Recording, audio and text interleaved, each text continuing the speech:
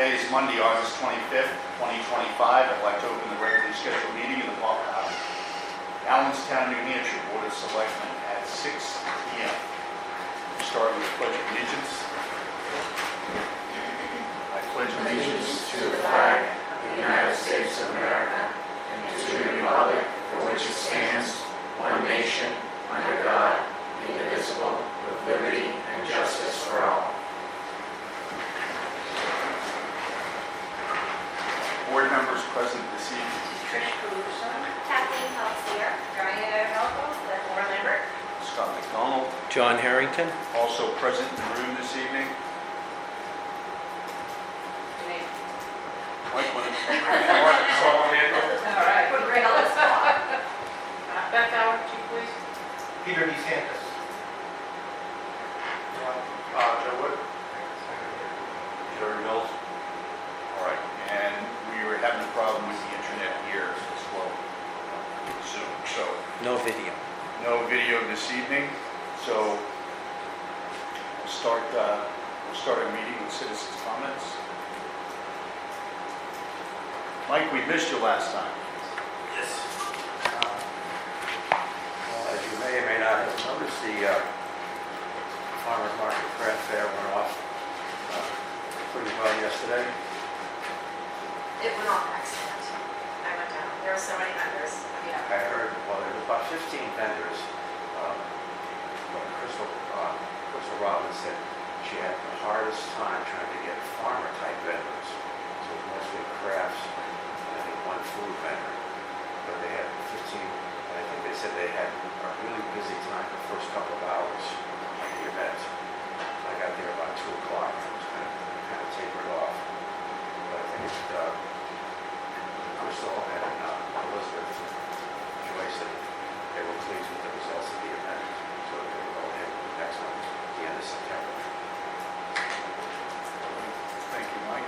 I was hoping Crystal would show up so we could thank her. Every time I went by yesterday, there was a number of cars here. So, Well, maybe we can get her next time. and it may just be close proximity to the stand that most of were located. So, anybody else for citizens' comments? Hearing none, we'll go to our regular agenda. I think, Joe, you have a gentleman to introduce to us. Yes. Everybody knows I'm Joe Wood. This is Jerry Mills. Jerry Mills from Castle Council 93. The answer coordinator for Castle.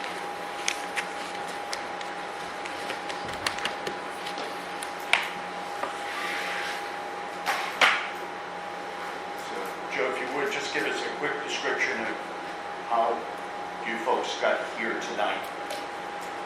So, on behalf of the members of the fire department, we're looking to unionize, and that's why we're here this evening. And I am representing them, and Jerry is representing us. Jerry's here primarily to ask questions, so I hope we have Answer Answers. questions. Answers. Yes. I'm sorry, Jerry. No, any questions about the process with the Public Employee Labor Relations Board, also known as the PLRB? They are the state agency that oversees labor unions throughout the state of New Hampshire. Petitions to organize a labor union get filed with them. So basically what we're looking for this evening is to answer questions and then get what we would refer to as a joint petition, which means the select board would agree and we'd sign that in agreement and then go to the next step. Maybe you could start out by giving us some information, that might provide questions.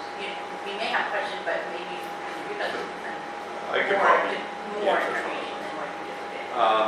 So the process through the Public Employee Labor Relations Board is we get cards signed by the potential members. They sign authorization cards that get submitted to the Public Employee Labor Relations Board along with the petition for certification. There's 2 different processes. One is a joint petition, and that's where the employer and the union submit the petition together.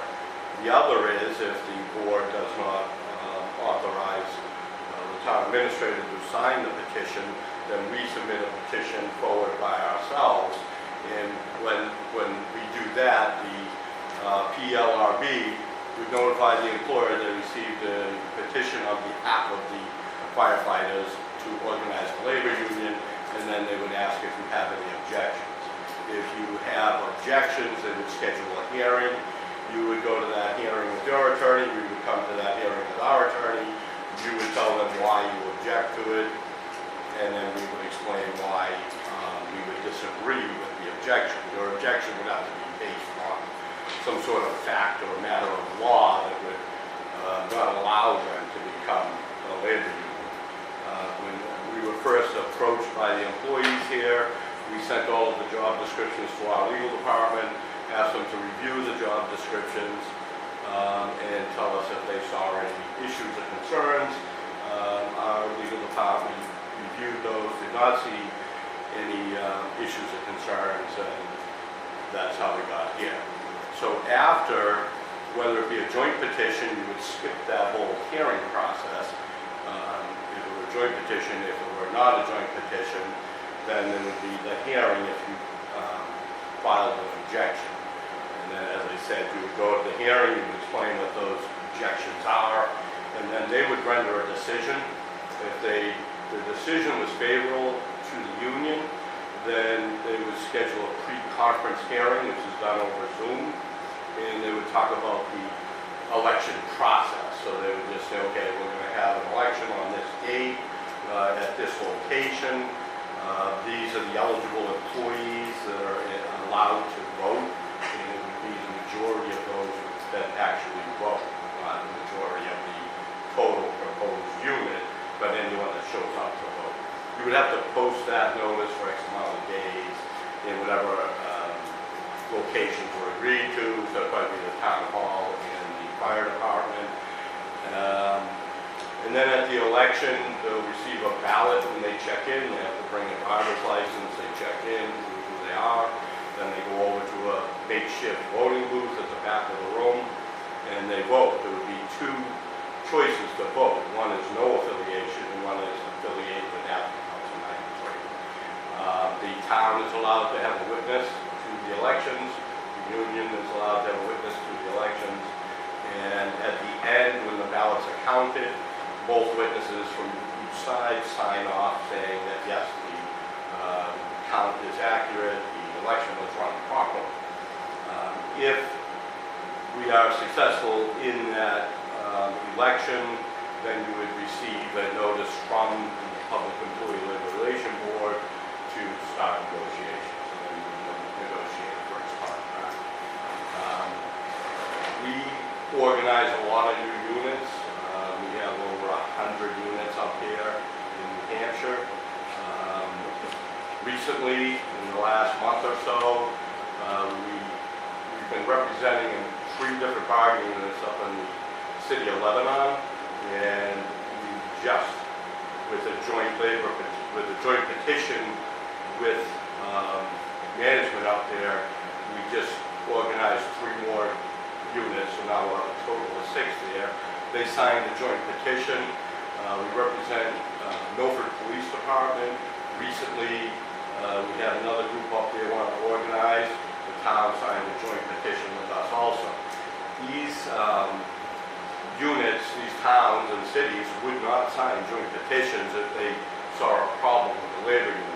We pride ourselves on building relationships with the employer. We see this more as a partnership.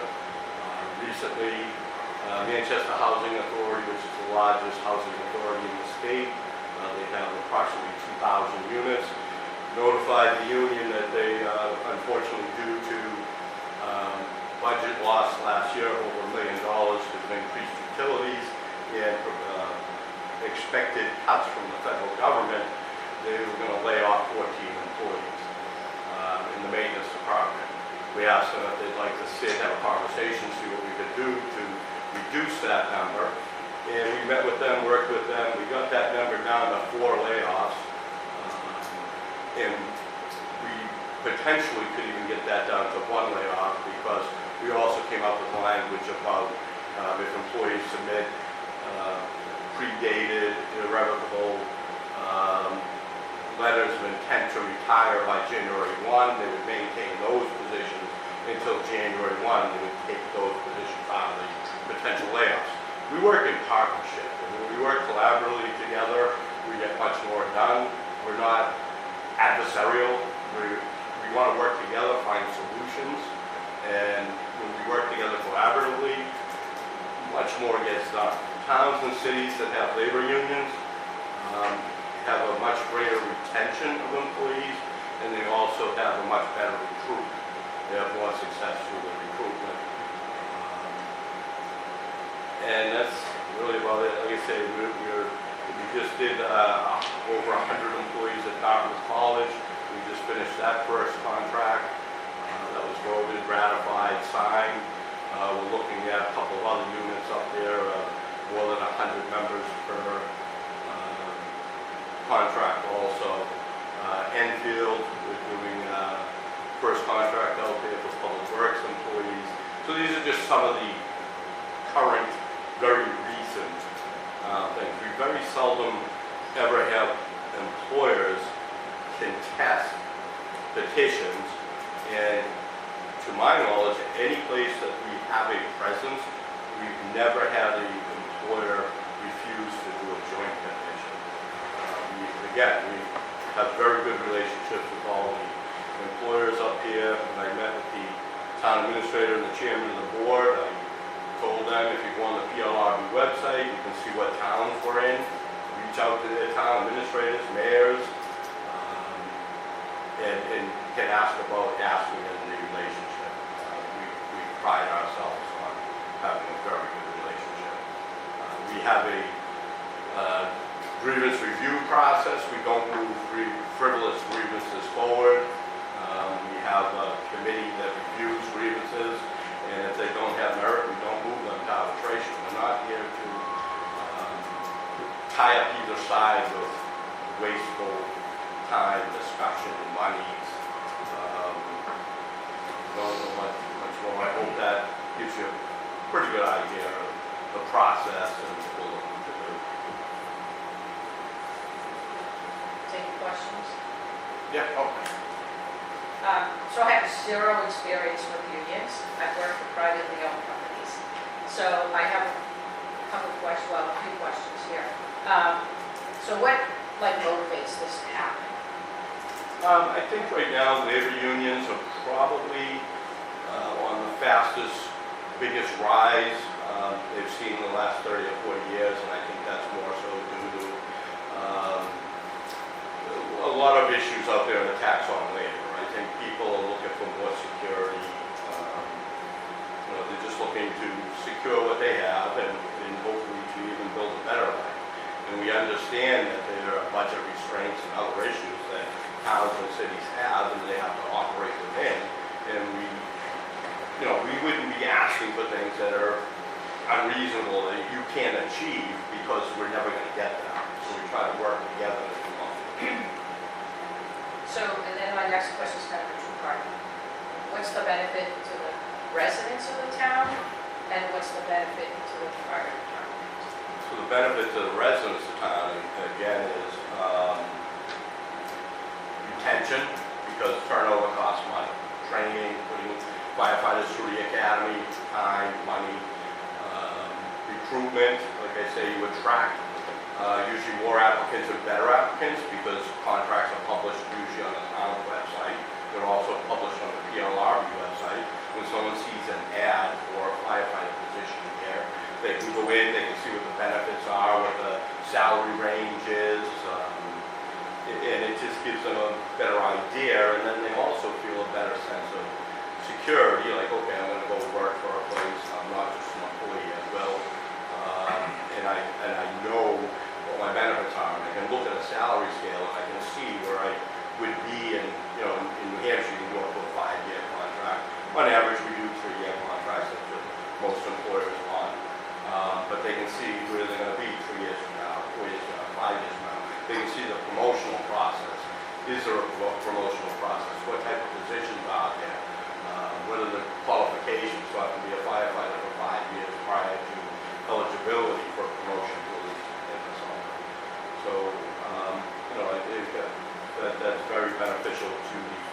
to the residents and the employer. And for the firefighters, the benefits are, again, they can see a process. There's a process if there's a disagreement on something, how to resolve that. There's a process for promotions. There's a process for cost of living adjustments. So like a clearly defined path. Yeah. They can say, here I am. And it's, Whereas if you don't have a union, I think the biggest thing for this is that it ensures that we are out the door every time someone dials 911, that equipment's going to roll no matter what. Yes, it's rolling now, but this will always ensure that this is going to happen no matter what. That equipment will constantly roll out the door when someone dials 911, no matter what's going on in town, no matter what's going on in this building, no matter what's going on, that equipment goes out the door.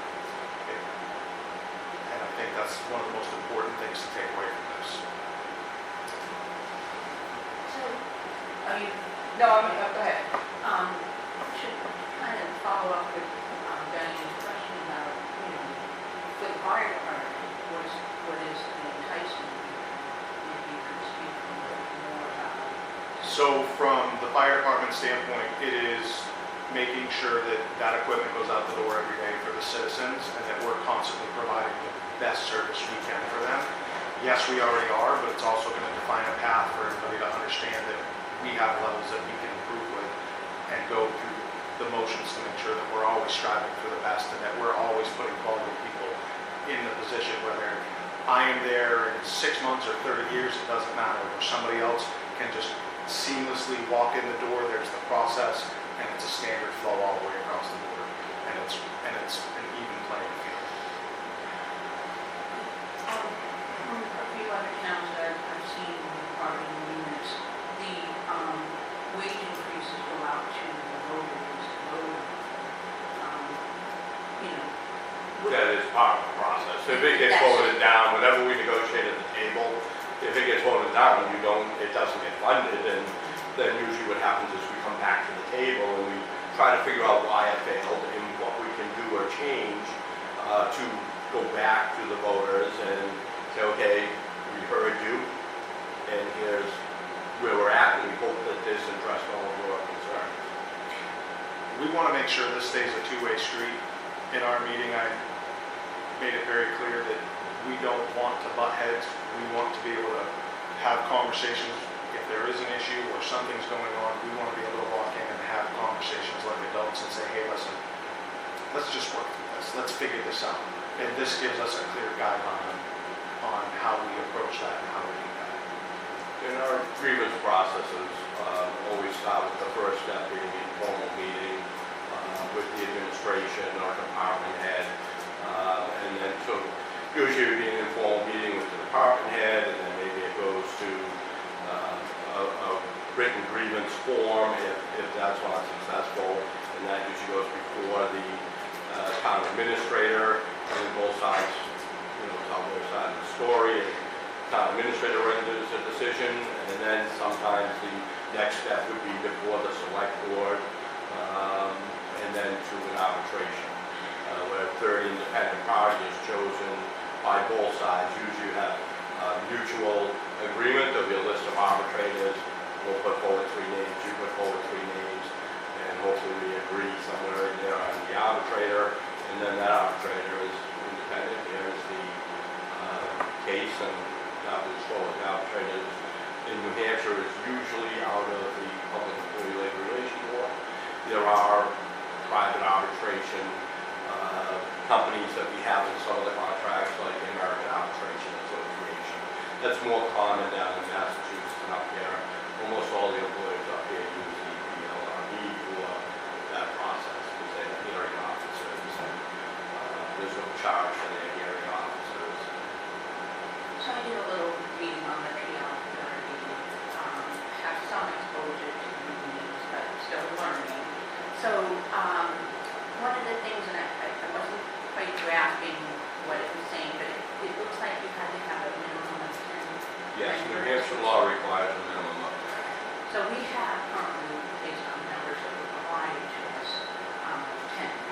So what happens, say, we drop down to 9%? So if you start with 10, and for some reason you were to do layoffs, the economy goes bad, then that's a management right. You control the number of employees.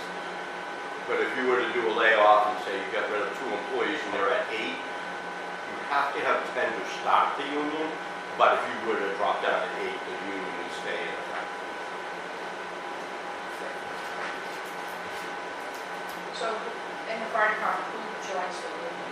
I mean, which positions join? Is it, So it would be the full-time staff, okay, the part-time staff as well. okay. Yeah, you cannot have on-call firefighters as part of a fire union. It's not permitted by the DOR. But you can have part-time and full-time. So how does the relationship with chief and the firefighters, does that change at all? Not at all. Nope, we still work together just like normal. Yep, just business as usual.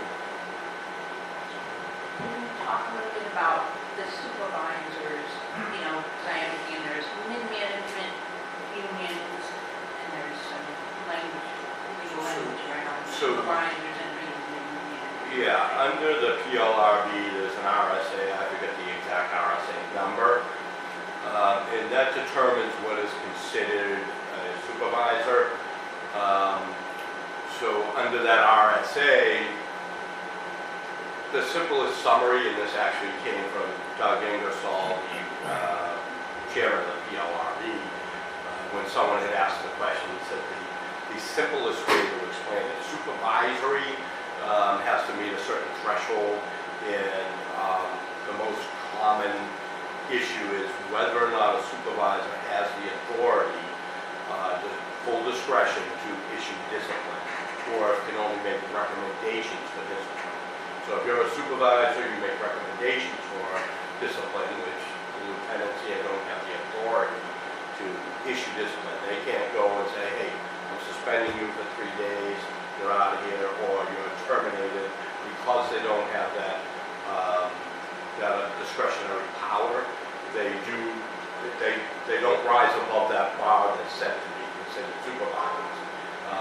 The 3 new units that we did up in Lebanon were actually supervisor units. There are fire chief, police chief, DPW director, and then there was also another clerical unit from another section of town, and I forget what the third was. I'm not working on that personally up there. But yes, we have separate supervisory units for those higher level that cross that bar and don't fall under. If they're under the bar, they can be in with subordinates. And the supervisors are not members of that same union, right? No, the supervisors here, we put in the exclusions because we have to submit a list of positions that would be included and a list of positions that would be excluded. And excluded are fire chief, deputy fire chief, assistant fire chief, admin captain, training captain, call firefighters, and call fire officers. Because they don't fall within the category that's allowed for the type of unit or position you perform. John, question for you. What is your experience with unions within the municipal arena? None. So, my preference would be to have our legal counsel at least come in and speak to the board about the implications to the board, the rights of the voters, and the rights of the union members, just so we have an understanding from our own legal, you know, how we're proceeding and what this, you know, joint effort would look like. It sounds to me like it's beneficial. I'm not opposed to it, but I just think it would benefit us. And I would go one step further and say I would like to have that meeting be a public session so that the taxpayers know, everybody knows what's happening, how they're going to be affected moving forward. So, as I explained to the town administrator and the chair when we met, that tonight and answer any questions about a joint petition. But if we were not to leave here tonight with a joint petition, then I would just go tomorrow to the PRB, file a petition as asked me only, which you could speak to legal counsel, you could get those thoughts, opinions, have whatever meetings in the interim, but we would get that process rolling, and then the PLRB is going to notify you that they received the petition from us, ask if you have any objections. If you talk with counsel and you have no objections, you just tell them no objections, we avoid the hearing. If you have objections, then they schedule the hearing. You know, we always like to, as a courtesy, give the employer a heads up, like we could have just went and filed a petition, we would have been blindsided and gotten a notice from the PLRB, and they're trying to organize a labor union, and, you know, we like to start building relationships right from the start, and so that's why we felt it was important to come and meet and talk with them, and then to come here tonight to answer any questions. But again, because I want to be transparent, I want to start forming a relationship. I just want to let you know that my intentions would be to file a petition tomorrow. So I would do joint the same thing. And like you said, if we have time to consult with legal, if we don't have any issues, then you've got the path to look forward and we're able to not contest it or, Yeah, I just don't want you getting a letter from the PLRB and No. saying, what is this? That would, if I was in Yeah. your shoes, I'd do the same thing. Yeah. Because we have the authorization cards signed by the employees. They're confidential. The originals must be submitted to the PLRB. The PLRB doesn't share them with anyone. It requires 30% of the potential members. And we have far exceeded that. So yeah, we would just move forward and file tomorrow, and then you would get a notification within a day or two from the PLRB. They're usually pretty quick, notifying you that we had filed a petition, and then they would ask if there were objections. And they tend to move rather quickly with that process. So as far as, you know, public hearings and things, I don't know how that would fall into the timeline. They usually try to schedule hearings if there's going to be one pretty quickly and move the process pretty quickly. I'm pretty sure. Quickly, days, weeks, what's quickly? You're probably at a couple of weeks, a week and a half, 2 weeks. Typically, they would try to, you know, get something on the books, get a date. Depends on how busy they are also. And if they have a bunch of, because they go out with the representative, they only have, I think, 2 people that go out in the field to these elections and other things, and then run elections and do hearings. So depending on how busy they are would determine, they might have to push out 3 weeks. But like I say, they like to respond quickly, move quickly. They just don't want to hold things up. I'm pretty sure that our contract with legal, they provide 1 free session at the years for us on any topic we want. So we may be able to get this as our free session. I don't think we've done one yet this year. So just so you know, if you reach out to them, I'm pretty sure that it should be without cost. Is that the decision of the board to reach out to legal? And not vote, is that the, I mean, I don't see what's going to be what's going to be different, other than we'll get notified if we go to our hearing with our lawyer, right? Really no difference. Right, but I don't see a difference. Other than you probably end up spending money on attorneys and whatever if you're Right. objecting or contesting, and I'm not sure on what grounds you would object or contest. Right. And neither do we. So. Yeah, but I mean, That's right. and the residents, their hard process becomes when the budget comes before us. So I'll explain my thought process. So every department head in this town technically has 5 bosses, which is not easy to deal with to begin with, right? So I think, you know, what happens is you get, and every year, some portion of this board turns over. So every year, you're getting at least 1 new boss, most of the time too. So some boards will say, hey, we want to put police, fire, the highway on a certain trajectory and, get moving and make some changes and, and procure equipment and get a good plan going. And then the board turns over and the next board has something different. So these department heads are always bouncing from, oh, we're doing this, nope, now we're doing this, nope, now we don't support this, now we support this. I can see that's pretty frustrating for all the department heads. I can't imagine having, I've worked in private industry, but I can't imagine having 5 bosses. So, I sympathize with you guys that have to deal with, 5 different bosses. So, I don't see an issue with this. I would be okay with it. I support it. I am part of the union. I believe that the protection for you guys above, the changes like Diana just said, I don't have much to say, to be honest. I support it. I agree with everything you guys are saying. I just think it's a big decision in that for clarity and full transparency to make sure we fully understand this. You just admitted you don't have experience with unions, so you're asking your question. Sure. I don't know that we covered everything. In my research, I do have some experience with unions. The number one thing that they do recommend for boards working with unions is it's great to be forthcoming and have these meetings and listen to their studies, their fact-finding, their information. We should always be seeking out our own independent information as well. That's just doing your prudence. And to me, it seems like we should be able to get this consultation for free.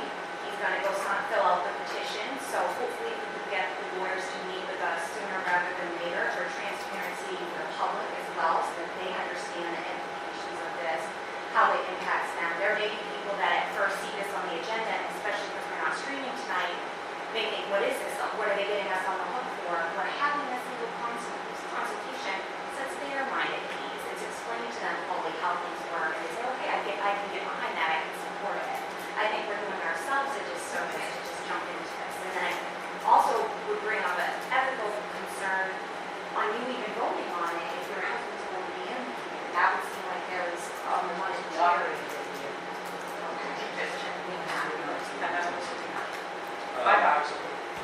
I mean, again, I'm not sure what the attorneys could advise you or not advise you on. It's pretty simple. I think it also sends a strong message to the firefighters in the fact that you support them if you vote tonight to support this petition and do a joint, because all they're asking for is to basically memorialize the benefits that they have and have some job protections and have a voice and a process when there's disagreements on how to resolve issues. And again, these issues are resolved usually very informally and by both sides making some concessions. If neither side walks away, yay, then you actually resolved it in a good manner. Because, when you go to arbitration, you're putting it in the hands of a third party, and you may not end up happy, or we may not end up happy. But if we work together to find a solution, we all walk away with something we can live with. And that's all this really is. And again, I think it shows that you support your employees if you would vote tonight to move forward with a joint petition, and it just gets the ball rolling without delays. We still have other steps, and that's the election process where the members themselves vote. Unfortunately, and I don't mean this in a bad way, the public doesn't have a say. This goes forward whether the residents agree with it or not. Even if we Right, potentially, if every one of you said, no, we are opposed to this, potentially the PLRB is going to have the hearing and they're going to make a decision, and I'm not sure what your fact-based objection could be under the law to, I don't see them upholding some sort of objection. So, again, I think it just sends a good message to the. I don't know, what those objections could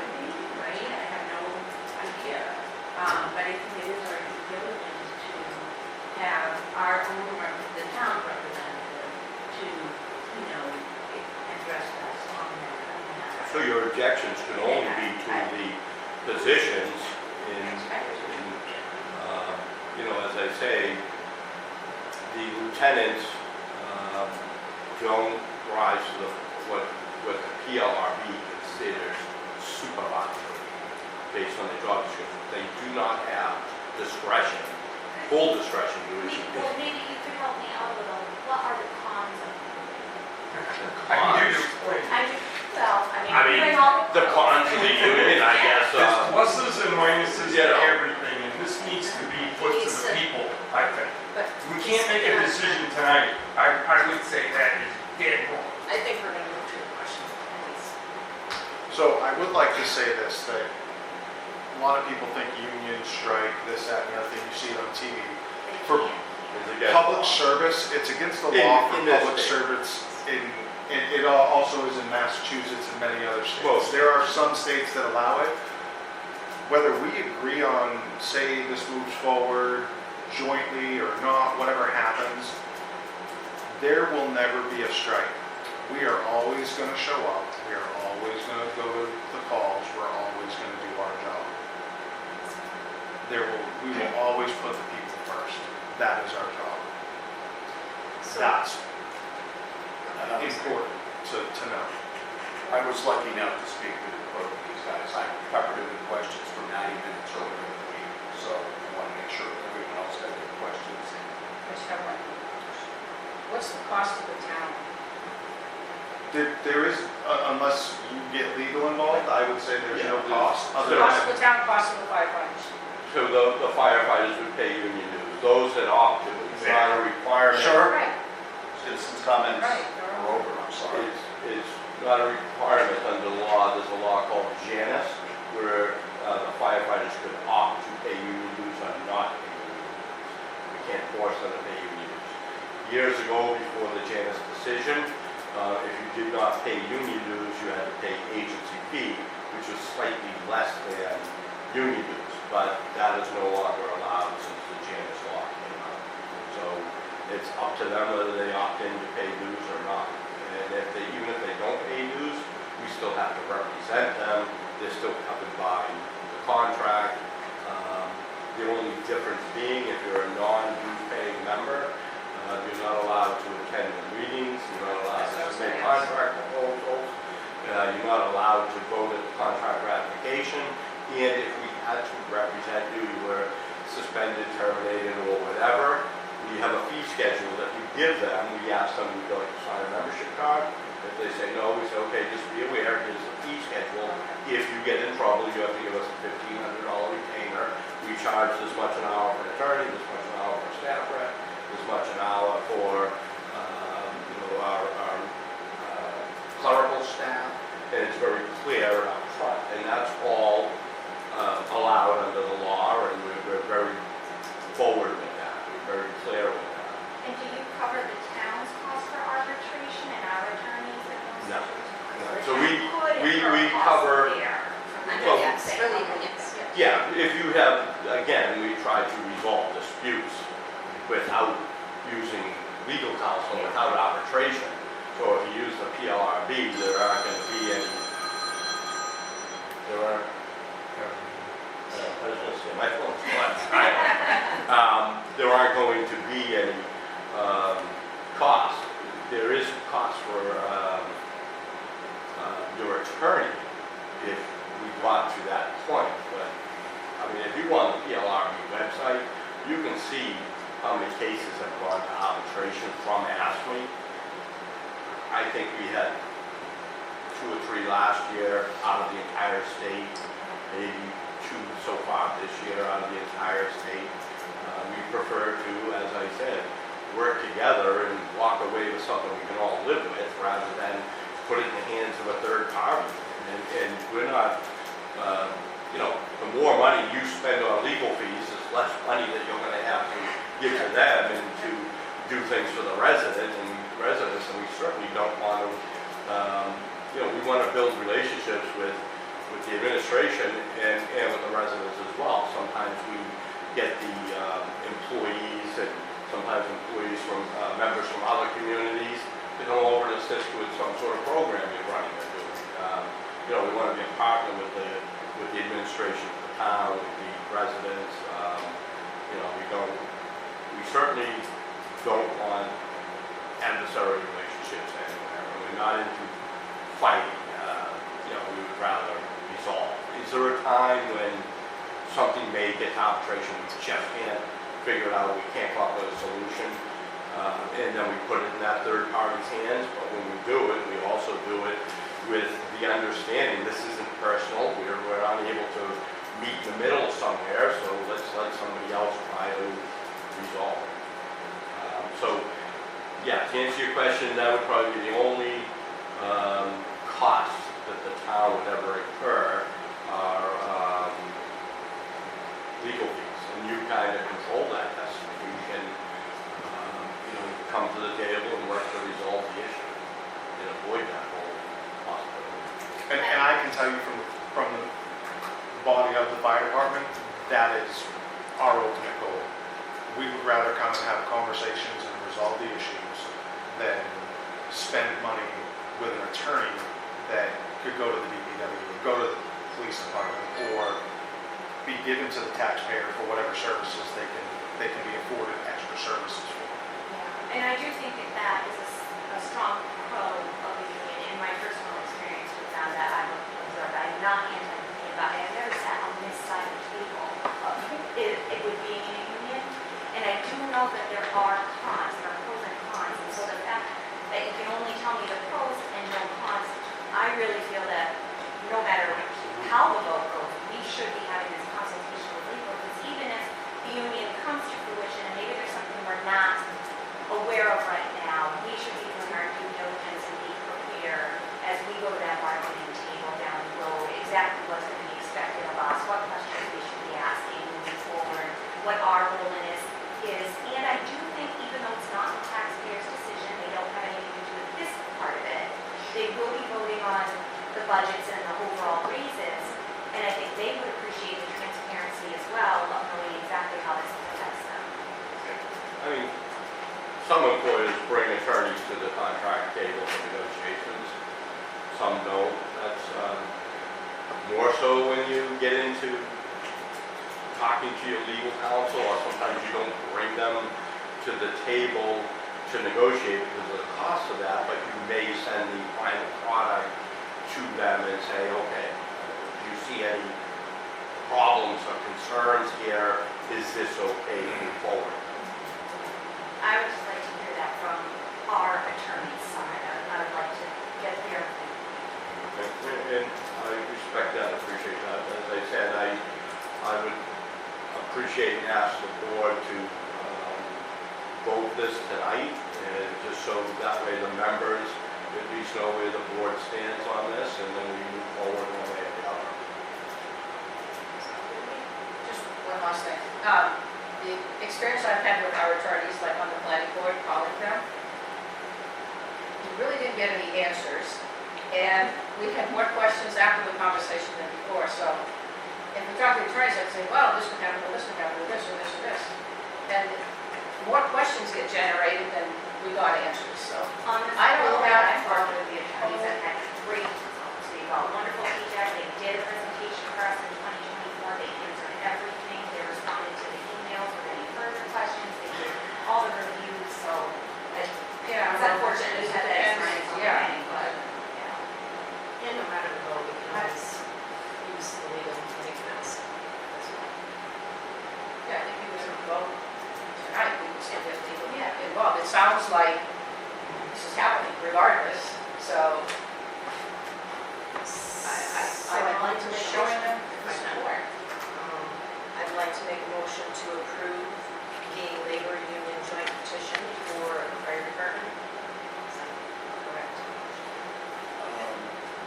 Said, we may need the phrase joint petition in there, or I'm not sure. I believe that's how she Labor spoke union the joint most. Oh, I'm sorry. Yep. Air conditioner and Oh, heat. yeah, So, Go ahead, Laura, I'm sorry. I need a second. one second. All in favor?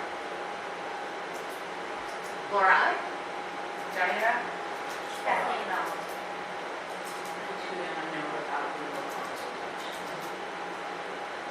Scott, aye.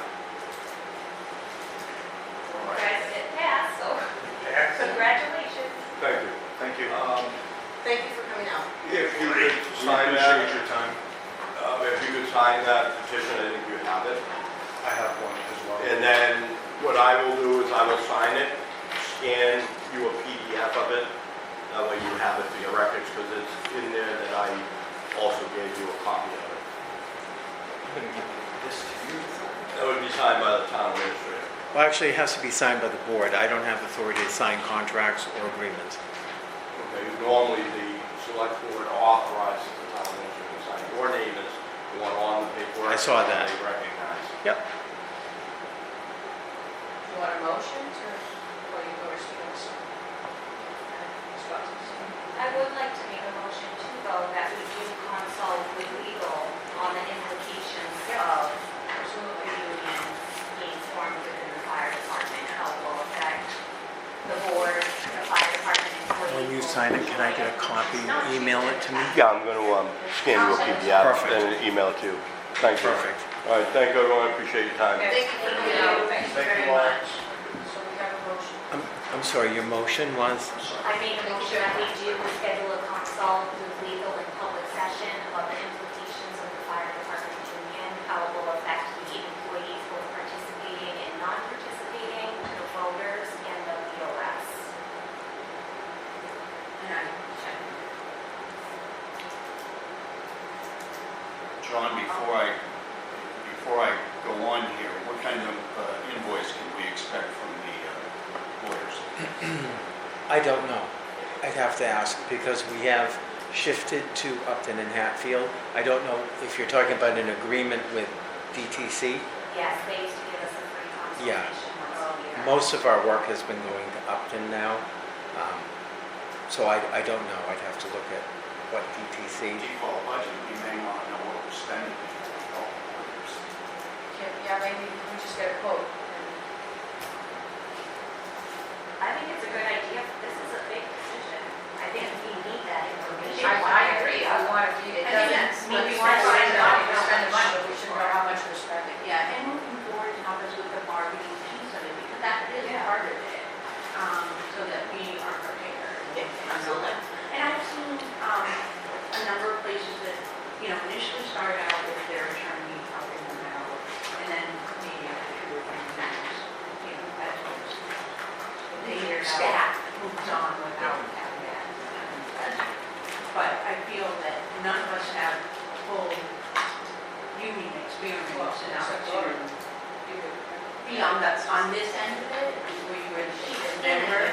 She's not. Yeah. It's not debatable, I'm just thinking, I agree. I think that we should see if it's gonna cost us money. I mean, we're in a default budget, we say it all the time, so we should probably figure out how much it's gonna cost before we do it. So It's absolutely going to cost us money, and most lawyers are about probably in the But you ballpark were- of 500 an But you were hour. referring to a free consultation, so let's figure out if it's free or if it's gonna cost us money, that's all. Do you know what they're charging per hour? I don't.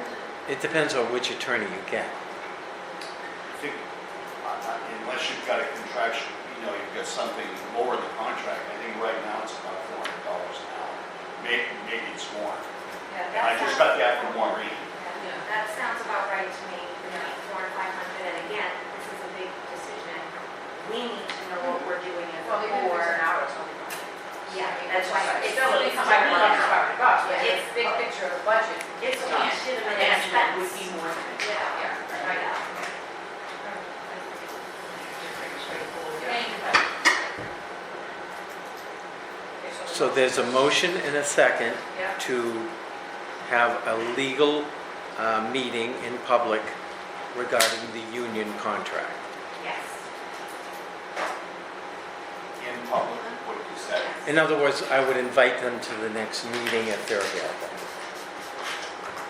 It's not top secret information, everything we're doing is public information. Yes, So I like this is a want public the, meeting. yeah, and I want the taxpayers to know how this is going to impact them as well. Okay, just remember, Why not? there were certain issues that we go to the voters for by law. But they elected us to run the town. That was a decision that this board had to make, one way or the other. Every time we have a difficult decision, we can't go run into the public. Well, and we're not As asking that As the a commissioner. concern, any bargaining, pay increases would go out to vote.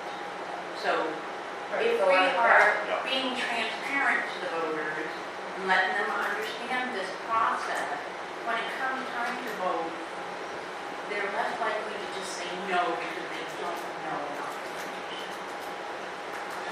And from the This sound is of it, an open meeting. Our agenda has been out since Thursday. Yeah. a lot of people view online and we're not streaming. So I think had people known it would have been streaming, you would have seen it. But that's not something we can control, and they can always go back and listen It to is- it after. But we so. can have a public meeting at the next session that they're allowed to attend and listen and understand the implications. I think with the motion, we should just put in there, pending if we find out if it's gonna be a free session or if it's gonna cost us some money and how much that would be. I do not want to make an amendment. Well, your motion can be amended prior to the vote, if there's a second to the amendment. Where do we stand right now? So we have a motion and a second to have legal counsel come to our next public meeting to ask questions and give information to the board regarding the union contract or the union agreement. I gotta see what it's gonna cost us. If we get a freebie, Well, the motion on the table is to get legal in here And, for our next meeting. Yeah, I think what we need to do is we agree that we're going to bring them into the next public meeting. Is we will really have to control if a bunch of people show up, the more questions and the more comments, I mean, that, the meter's running. Yeah. Right. So we I'm not made, saying a public hearing, Yeah. just have them here. right, and Just like we just did. we just deliberate, because once we start taking questions, I mean, the price tag is going to climb we'll very have the quickly. same question asked 2 dozen times. Right, Yeah, exactly. So- You did a good job tonight, Scott. We did have a member in the audience that wanted to ask questions. You did remind them that this was not a public comment session. right, The same thing could happen. right. They listen to, some people are going to be for it because they're involved in unions and they think they're great. Some people, like this gentleman, probably, They're not making a decision. We're not having Right, this meeting. but- We couldn't even Right, start. we're not making a Yeah, decision. like that's Information. this is just to So be I think- transparent and share information with the And- voters. Informing us Yes. moving forward. So that we know what to expect. And do understand how So we then- would. I think amendment to the motion, which was what? The motion was to invite legal counsel to the next public meeting to talk about the union contract Yes. with the board. Yes. So there's a motion and a second on the table for that vote. You ready?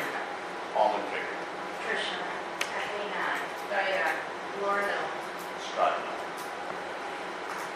All right, motion passes.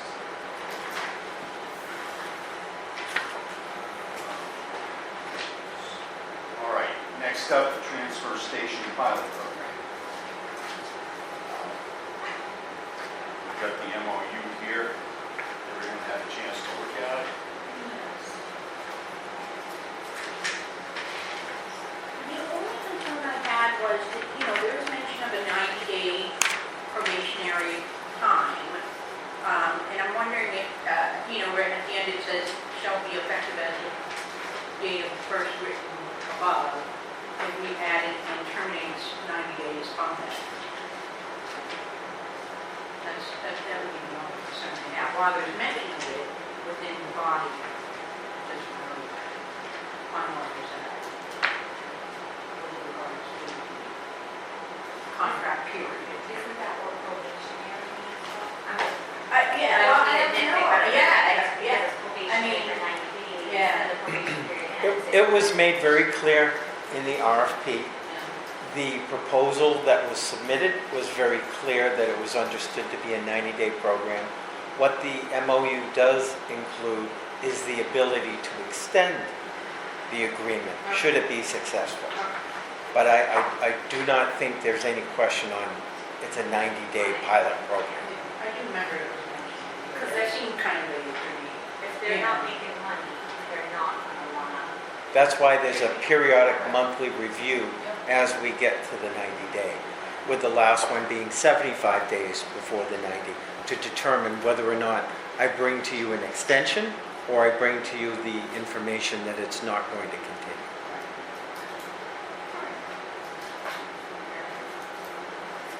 Any questions? All right. I move that the board allow the chair to sign this MOU. Me signing and Derek Burr from Vermont Disposal. Trish got it. Go Tricia. All in favor? Kathleen, aye. Diane, aye? Laura, aye. Scott, aye.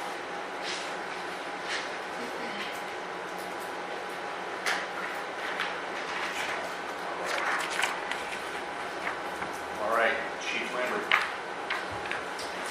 Not really a lot of discussion here at Lambert Fire Chief. The proposal brought forward last week for the step increases for the people that are on probation. Two that were working outside their job. One was promotion and four were, I think four were getting on probation. So, you guys have the records. John has the record, you should have them. I think that includes not just me.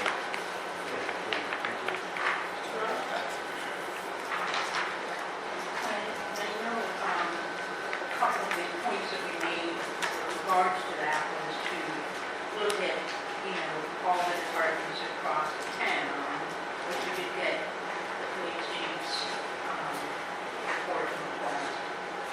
I haven't seen anything from any of the departments, so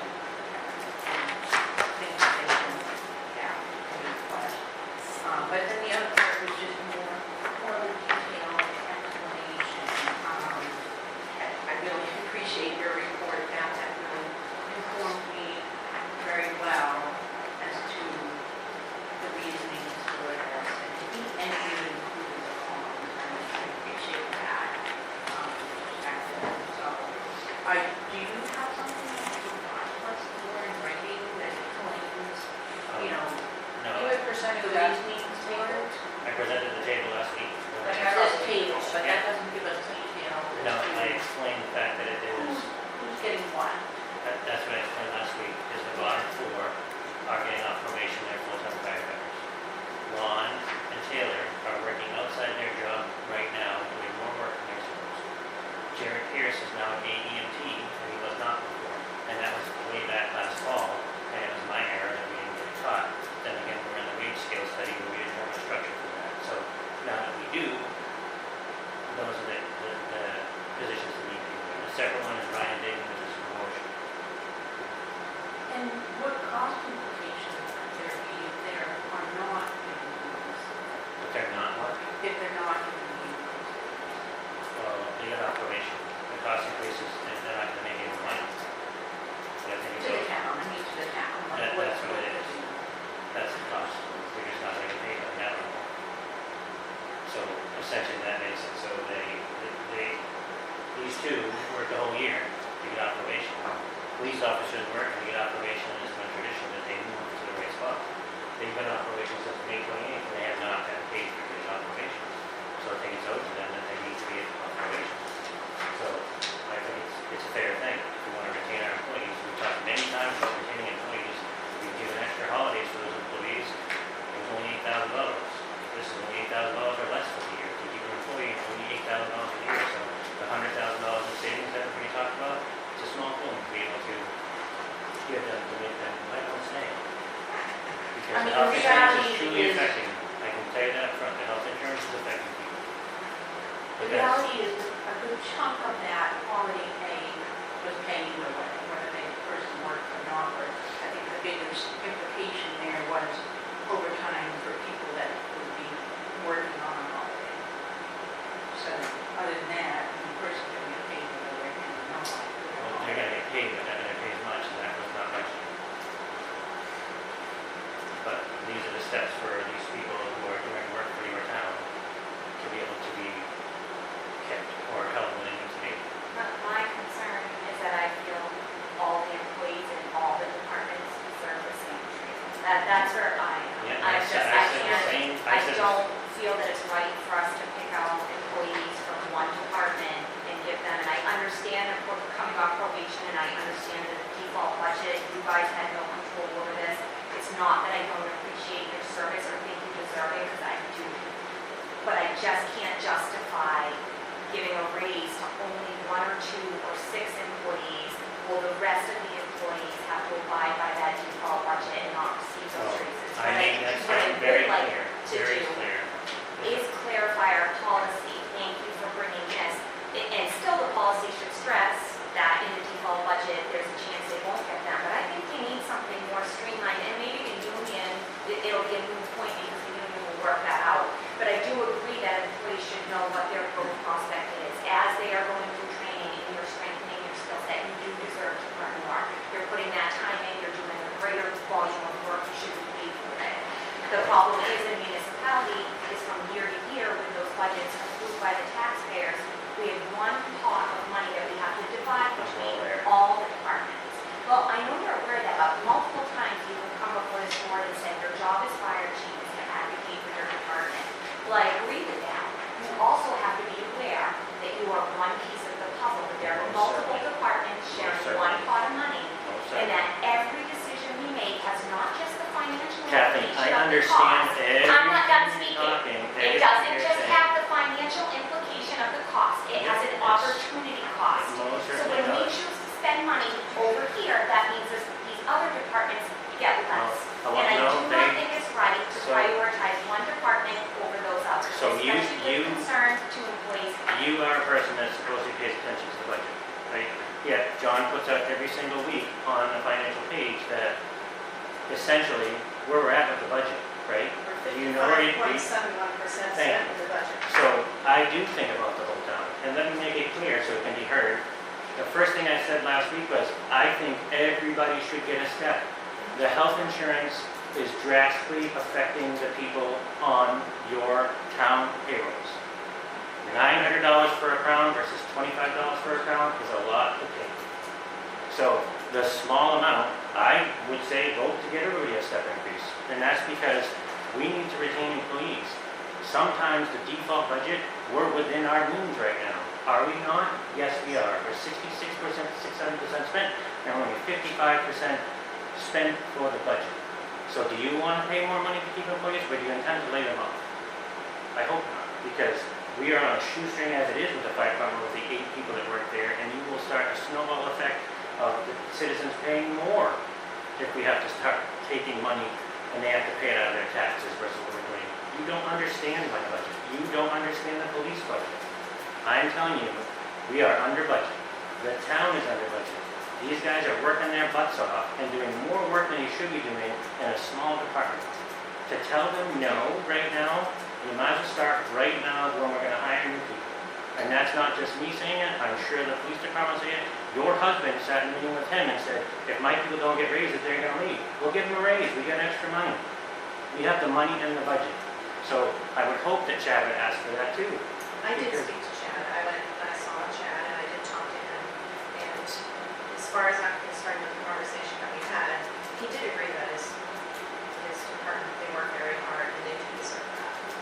Also, I will say, we do pay our department heads to do a job, and our department heads do a very good job in my opinion. I think that if you have that much of a problem with the department head, then it should be dealt with privately, because we've said a lot about what our fire chief does not do. If there's that much of a problem, then I it should be never dealt said with. I have a problem with the You have fire a problem with a lot of the stuff that he does. Yes, No, you I have. have never said that. Okay. If you Well, we'll also agree to take it as a disagree. personal, We'll I agree to take the disagree, merits of the Kathleen. proposal, We'll and I agree like to to make disagree. factual basis We'll decisions. agree to So disagree. when I present my budget, it's factual. I go through the numbers, I'm not coming here because I want to line pockets, as I'm told you. I'm telling you up front that these guys work hard every day. These two have more responsibilities than they should. And I think that they deserve to get a step raise for getting off probation. That's fair. Fair and consistent, what I've been taught through my whole leadership career. We need to be fair and consistent, and I will say it again. I think fairly, everybody should be looked at for a raise.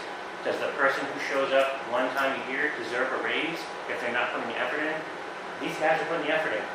We're supposed to have a town review process, which nobody really follows. We should start doing that to give raises.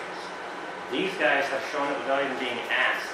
And all the people that are stepping up right now in my department on the shoestring that we run on are doing it for minimal money. Taylor Belcio takes care of the EMS supplies, and she's going to the hospital on a regular basis to get pickup supplies when she really doesn't have to, if she didn't want to. So I'm asking you to support them in this time, because we are ahead on the budget, and we've made good decisions that the budget is not overextended to help the poor guys out. Because you guys don't think about it, because it doesn't affect you, but these two right here take health insurance. They're getting hit. It does affect me, I'm also covered under that health. Agreed, so you should understand fully. I do. Beth, you want to talk? Actually, I have a question for you. You know, so as we move forward through the year, you know, these are approved, and now we start to go over budget. What areas are we looking at that you would, if you need to cut back? I do that every day. So there's no areas that I need to look at. I predict my budget. I print the reports on a weekly basis that says where I am in the budget. I spend money appropriately on things I might need or might not need. But we run a service. I can never guarantee that we're not, might go over a little bit. I do my damnedest to make sure I stay within line. I have for the past 3 years. Last year I was under budget by $8,000 after all the stuff was solved. The year before that I was under budget. So it's my job. You pay me money to do this job to make sure it's fiscally responsible. Ask this one and this one. October 1st I shut off spending because I want to make sure we're going to make it to the end of the year. That's my job. You pay me to do that. So when I say that we have the money to give a raise, and I talk to the town administrator and I look at the budget, I'm not doing it because I just want to throw money at people. If that was the case, I would have asked for every single person in that department to have a raise. I didn't. People who are doing good jobs deserve to be recognized and move forward. Some that don't, they don't need that. Mike Stark said that in the meeting that you guys were all at in the budget hearing when we were going for the 8% raise. I decide who gets that raise. I can do reviews and say that people earn their raise. They could not move a step. I could move them 2 steps if I wanted to. But I'm choosing right now to move them a step to help compensate them for the big changes with health insurance and what they're doing. And I'm sure that others would echo the same thing, because I come here every day, I hear it. I just heard it today. Well, I'm not getting a raise today. Somebody stopped at my station and said, well, I'm not getting a raise. It's out there. If you guys are not paying attention to it, it's complete ignorance to it. Make sure that we take care of our people. We've said it for many years. Every single person in this room that's sitting here besides Laura was at those budget hearings. You heard the same thing for 3 years in a row. If we don't stay up, we're going to lose people that are good employees. And just my math alone on mine is a 4-week orientation to get them into the that's the minimum. It's $10,000 to $18,000. That's not financially responsible. $8,000 for all of them for the year might make them stay where we're not spending $10,000 on one.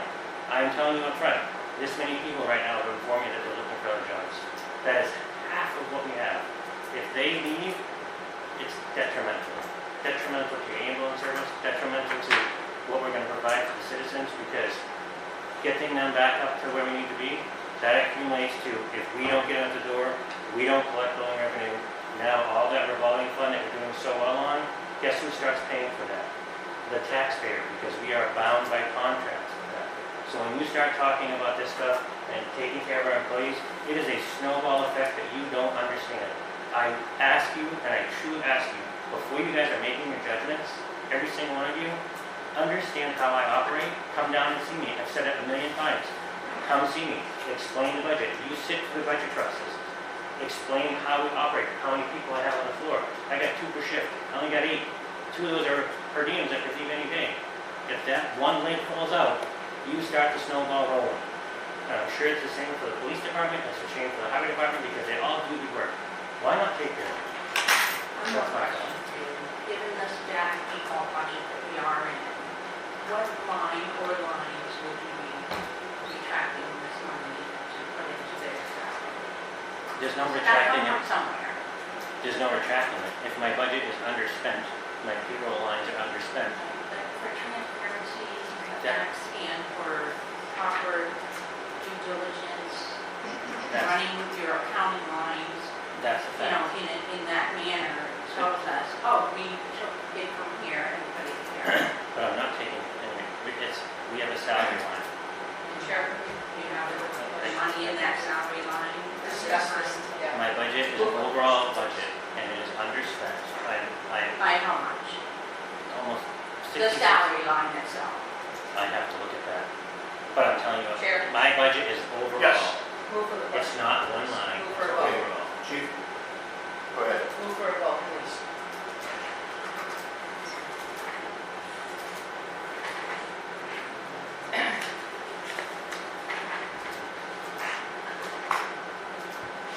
I can make a motion if you want.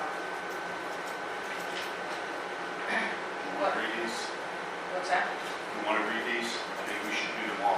We have, yes. I think Is you that might- all? Is that fire, police, and highway? Well, one's a step increase, and one's a promotion, so I think. I'll tell you what, why don't we let Chief Towers speak? Okay, because we're gonna go across the board, and we're not picking and choosing. We're going across the board, everybody's getting what is due to them.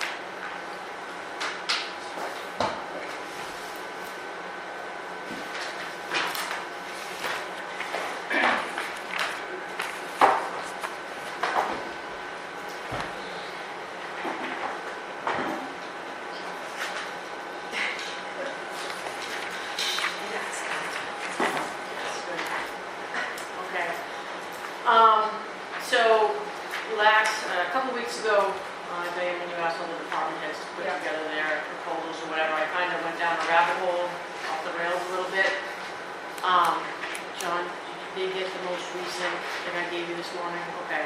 Before I even start going over some of the stuff, the most recent little packet you had kind of looks like this. It's got some blue and yellow on it on the front.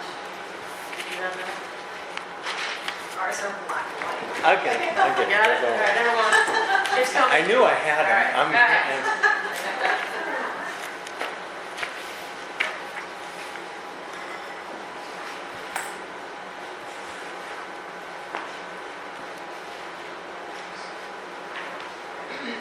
So I would just say I'm terrible with Excel. I can do basic summing up, but if there's any questions about some of this stuff, I'd be happy to answer it at any point in time, but it might be a little bit much to go over all right here. The very first page is a wage increase worksheet that I did. It basically shows all of our current police officers, what their current hourly rate is, what their 2025 step increase would have been, had they been approved back in April, what the difference is, what it would be per pay period.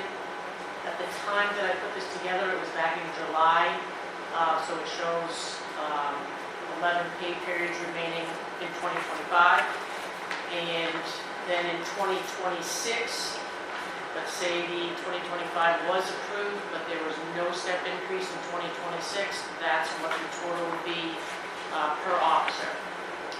If you go down one more line, that is assuming that you get a 2025 step and then you get your 2026 step. Again, it shows the difference, how much per pay period, and then because our steps typically, if granted, come in April, you're only doing April through December, so I added the difference there. Does that make sense? Just for when you take it home and you want to fall asleep looking at it. The next sheet, and I'll go over this far more in depth, just so you know what's happening with our budget, is the SRO breakdown for our school resource officer. That was a grant that we were awarded in 2023, 2024, and that just kind of breaks down each financial and performance period during the school years. We go back to our Juneteenth conversations. I went ahead and put together the cost to our department for a holiday, regardless of which one, based on 8-hour shifts, utilizing the 3 lowest paid officers for that day, 1 officer per shift, and then 2 officers per shift, the lowest paid, and then I went 1 officer per shift, 3 highest paid, 2 officers per shift, 6 highest paid, because it could really be anywhere in between depending on who's working that day and how many are on that shift. So I did it based on an 8-hour shift, and then I went ahead and did a 10-hour holiday shift and what that would look like. So again, that's just for you to look at if you feel like it. And then the very last page is something I found in Stark's bag of goodies he left me. It was just 2025 pay steps that he had put together for April of 2025. This is based off of that. Everything below Wilcox, I couldn't follow it. I don't expect you to. You can just cross it off, or if you figure it out, please let me know.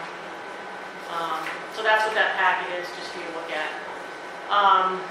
The things that I was going to talk to you about tonight, there was 5 things. I talked to John this morning, said to keep it brief. I'll try. For the next budget, I'm going to be pushing for a 4-hour court minimum. If you've all had the chance to read through the original packet that went out, I don't know if you read that. Yes? No. We range anywhere from 21 minutes, 12 miles, to 59 minutes, 43 miles, and oftentimes those court days come on someone's day off, so we're pretty much hamstrings them. They're home all day, they're waiting for court. Often they're 2 hours in before they even get to court. By the time they drive in, get dressed, grab their stuff, go to court. And where everybody's around is 2, 3, 4 hours, I would shoot for the 4-hour minimum on that. Special duty rate, I'm going to be increasing that as well to be in line with the other officers. After your original packet went out, I spoke to Chief Gaskell and Pembroke. They just went to $105 per hour total. 70 to the officer, 25 to admin, and 10 to the cruiser. Can you take a minute and explain what that's all about? Yes. What that 105 represents? So Eversource needs a 4-hour detail because they're going to be in the middle of 28, and they need an officer with a cruiser with lights and cones, and maybe it's out of one lane, maybe not, whatever.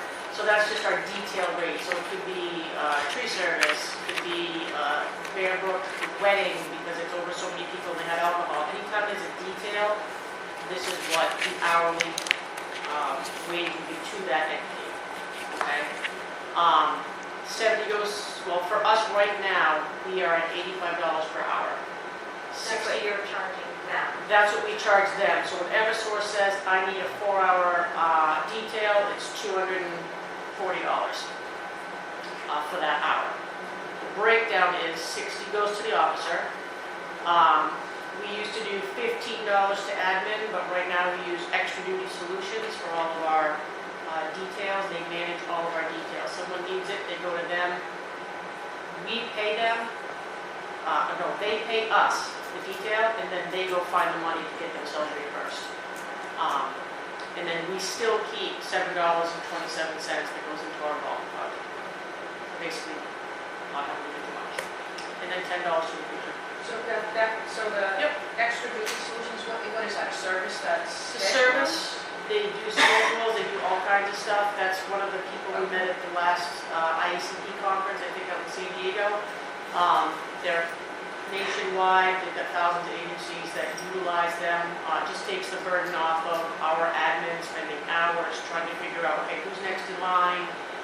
We give them all the parameters, like I'm the last one in the pecking order. So if I want a detail and someone else slides in behind me, they get it. So you set up all these things, and then that's how they manage it and put it out.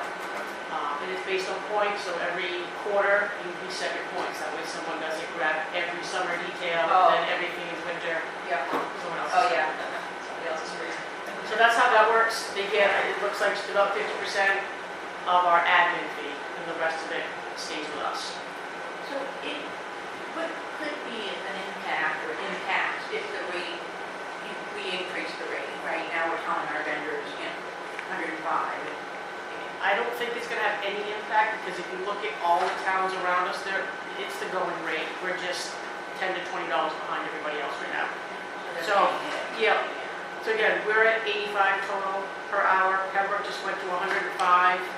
Hooksett is 77 per hour, but they're going to be going up to 70 to the officer. Canterbury and Loudon are 65 to the officer. Epsom is 70. Chichester 70. Bow is 70. Bow pays $90 to the officer if it's on holiday, so that's what we're going to do with that. End of probation increases, step increases. When you asked a couple weeks ago, in my head I thought Ashland was December. She's actually January, end of year probation. But before Stark left, he had all 3 of our new officers slated to go to this next step. Technically, one is due January, one is due March, one is due April. that is a huge increase for them. And I don't think we can not do it. It's almost $250 an hour, and they have been through a full background check, the PT test, the psych exam, the polygraph, they've asked the most intimate questions you could possibly imagine. The scrutiny that they have to go through, if you look at the little chart I gave you here, this is a little bit on the high side. Pre-academy could be up to 6 weeks. The academy is 16 weeks now. It used to be 12, it was 14, now it's 16. Post-academy is 12 weeks. Uniforms up to 1,500. Our new ballistics vests are 1,200. The medical exam is around 150. The psych exam has jumped up to 450 from 400. The poly has been consistently 300. So each officer, just to get them through the academy and off FTOs, around $37,000. That does not include health benefits, fringe benefits, or anything like that. So it's a lot of money. For all 3 of those officers, it's over $111,000, and they can't touch a call. They can't go on a call by themselves. They can answer the phone and ask someone else what to do. They need to have a field training officer with them. So with that, you're now paying somebody else to cover those shifts because they're not ready to be on the road yet. So our overtime has skyrocketed this year. Do you have a question on Yes, that? please. So is that because they haven't been officially moved up that step? Correct. Yep, it's to make sure, yep, so that field training is just to make sure that everything they learn in the academy, all of the in-house stuff that they need to learn, they need to go through those 3 months, and at the end of those 3 months, we then say, the FTO manager, which me, will determine whether or not they're ready to then take their own shift on their own, like being a cruiser by themselves without someone sitting next to them. So, just so I understand, Yep. is it they get bumped up and then they go through some additional training, or is this all a training that has to happen before they get bumped up? This all gets- 111,000. Yep, this typically it's as soon as they get off of this. Like I said, I don't know why start put in for April unless it was part of the MRI study that said that's where they should start. I haven't talked to him about it, but I know he was ready to do that back in April, and then it was like, no Once they're steps. So, off probation, then they go through. no, he had it effective April to bump up to this new rate. I'm just wondering, is there going to be additional costs because we're probation, besides the salary increase, because we're taking them off of probation? I'm not sure I understand when this training takes place. Oh, this is all all salary. This is all out of our regular salary line. From the moment we give them that first day on the job, it's all out of just our regular control officer salary. And where are you with your salary line now? What percentage of your spend will you receive your salary Well- of the year with that? I'll be able to answer that question Okay. the further I Okay. go, but yeah, Fine. it'll make And I more think sense that's when I get to the end. Support staff, where is it?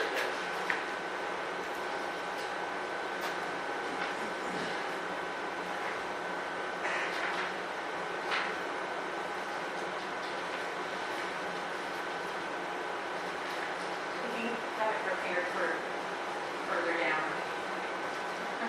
Well, I do, but I'm almost there now, so I Okay. might as well keep going.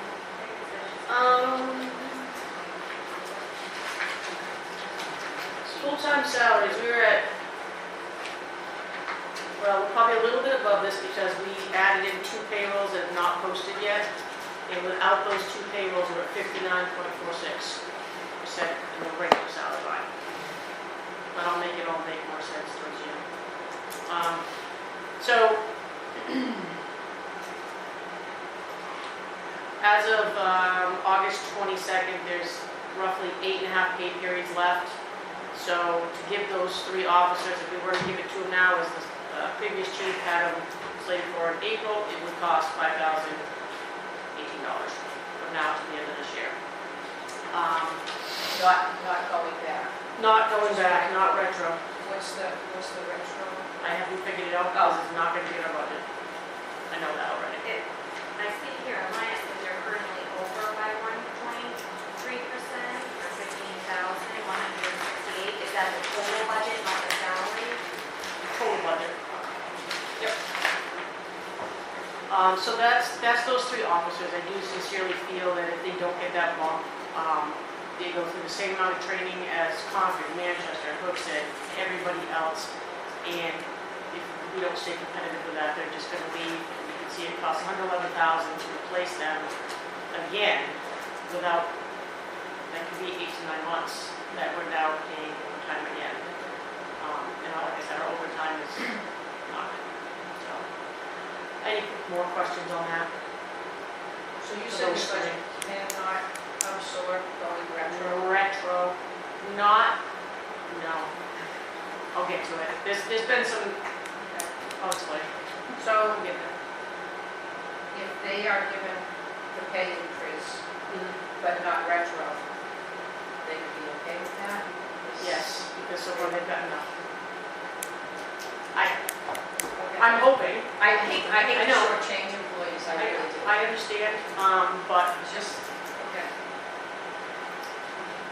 you know that. Okay. any other questions on those three? No? Just like to answer Trish's question, sorry. I Yes, interrupted you, go ahead. but only 53% spent, 128,000 for my salary line, so we're at 66.67% of the year, and only 53.50% spent, so win. Enough to cover the increase in Yeah, absolutely. where that customer's going. All right, lieutenant promotion. This is something that I needed. Right now, we've got 2 sergeants that I think are very worthy of at least applying and hopefully moving up through the ranks. They've been here many, many years. They've taken on a lot of extra tasks. They're doing a lot of extra overtime. They're covering the roads a lot right now. But there's stuff that I need to get off of my plate as well. I'm still doing all vehicle purchases, doing all the FTO, field training, management, all the training, all the equipment, investigations, disciplinary stuff. Like, there's a lot that I can give out so that I can continue to do more of this stuff without scrambling. I gave you, again, the chat GPT, just in the interest of time and an argument, all the pros and cons. I think that they are absolutely deserving. And that impacts, again, if we go to the back, my hope would be to have someone hired in that position by November 1st of this year. That would only leave 4.5 pay periods left for 2025. So the impact of that would be $975 to get a lieutenant in place for the end of this year, from November and all December.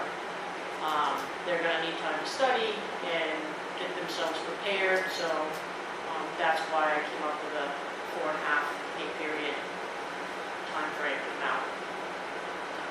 Any questions on that? And that's a position that's already budgeted. That's been, yep, we've had that, that's my Established. position. I haven't Yeah. backfilled my own position, based essentially. So, yeah, that one's there. All right, my administrative assistant, I don't know how many of you have met Jessica Tangway, but she is amazing. And not just, I mean, as a person, yeah, she's phenomenal. Chief Stark always said that she was the best hire he ever did. Everybody else kind of took offense. Jeez. Yeah, I know, right? But he wasn't wrong. She does everything. She has got a background in accounting, background in finance. She's been integral in helping me like go over all these numbers. She number crunches every single day. She prints out my entire ledger every other day, goes through. She knows exactly what invoices haven't been posted, which ones have, what payrolls are missing. She does everything. She's taken on so many more added responsibilities than our original administrative assistant job description. We're doing a lot of grants now. Our former secretary was never a grant manager. She didn't do any of that stuff. Jessica does. We're going through the New Hampshire accreditation process, which is it goes on and on year after year after year. It's not like a one and done thing. She's the manager for that. And that job description alone could be a full-time position. If I put something in here, I gotta be sure that if I want her to do something, I'm 100% positive, because the second I give it to her, before I get to my desk, she's taking care of it. She was worth her weight in gold, and she was slated to get a significant bump to reflect the amount of work she does and just how good she is at her job with those added responsibilities. So without rehiring our evening administrative secretary, she was making $423 a week at her hourly wage at 20 hours a week. Yeah. It's not a lot of. No, it isn't, but it's 20 hours. Yeah. Giving Jessica the raise that I sincerely believe she deserves, we would pay her $159.60 a week. So, subtract, we're actually saving money there. But I wouldn't, we right now don't have a need for an evening secretary because of how good she is during the day. She knows that makes great event flyers.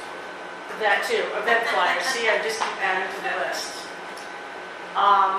And again, full transparency, like I said, Trish, all of the pros for granting under a default and all of the cons and reasons not to grant under a default.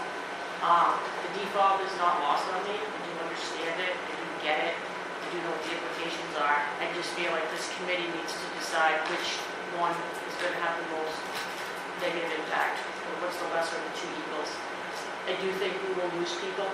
If we go to 2026 and we don't get another raise, we're going to be 2 steps behind, and we're going to lose everybody. And I don't think that's the direction that we want our department to go in. We have a lot of longevity now, which does make it a little bit harder because people are at higher wages. But that speaks a lot to just our community and what we've done to keep them here. So the current status of our budget. Does anybody have any questions about the other stuff before I move on? Question under the SRO, the school resource officer. Have you been approved for the grant and just haven't received the funding, or is that still in the works? What's the status of that? That is the entire end of my presentation. I'm glad you asked. Okay, so can we hold off for like 2 minutes? Maybe 5? Okay, I'm almost done. Okay, no worries. All right, so as of today, August 25th, again, Jessica went through and she adjusted our entire budget. We are over by 0.84%, which is roughly $8,589 as of today. However, $15,488, that was put back into our, sent back to the 2024 budget because it was stuff that was charged 2025 that should have been in 2024. That's something we have fixed. That brought us down to the 8,500. We had a lot of expenses that should absolutely not occur in 2026, one being the SRO. That is the biggest one. We had other one-time supplies, some pretty significant unanticipated expenses that I can't talk about in public session, but the biggest one being our school resource officer. So we were granted that grant, COTS hiring grant, in 2023. We didn't put Officer Campbell into the SRO position until the spring of 2024. We have got 5 years to use the SRO for 3 years. Okay, so in 5 years we have to use it for 3. At the end of that 3 years, we have to fund fully that position for a minimum of 12 months. So that's coming. However, 75% of the grant is supposed to be paid by the grant, 25% from the police department. We budgeted $16,000. $16,000 is almost exactly 25% of the SRO's whole salary, 12 months, which means for 3 months or whatever, we didn't budget for that. It just wasn't budgeted for. We're actually paying 48% when you consider he was coming in working 3 to 7 a.m. to cover the midnight shift, then he'd go to school, then he'd sometimes come back and work till 9 to help cover evening shifts. All of that was paid through the PD salary because the grant only covered 75% of the time he was actually in the school, not his entire salary. So it is what it is, we can't change it, but the problem we've had is since we were granted this grant, not 1 penny has come to us. This entire 2024 and all of 2024-25 has come out of our salary on it. Are there reporting requirements that are being met? Oh, yes. You You nailed it. There were 2 out of 5 financial reports that had been submitted, and 2 out of 5 performance reports that had been submitted. Last week, I was able to get the last 3 performance reports for last year all submitted. They are now in the review process. I have been trying to get in touch with DOJ Finance for 2 months, like the middle of June, to figure out how to fill out these financial forms, because it's like Greek to me when I look at them. They're government forms. We actually have a Zoom meeting set up for this Wednesday. I already have, give it to you? Yes, I did. I already gave you in that packet, the SRO breakdown, so it shows 75% of the grant PD portion, health insurance, and New Hampshire retirement, and what it is for each quarter. So they're going to get all this. I'm going to plug everything in, and then once all the finance and performance reports are submitted and approved, then we can go into ASAP and start requesting the money back. Once that happens, let's see, where is it? 7,400 plus should go back into the 2024 budget, and 32,576 and change should go back into the 2025 budget. So that would put your overall budget under that. Right now, it looks like you're over above once you receive those. Correct. So at the end of the day, when you figure all that in, assuming that that actually happens before the end of the year, which I'm going to stress that it should, we would be at $15,366 under budget. I don't have the percentage, but that's the monetary, if everything's going to plan.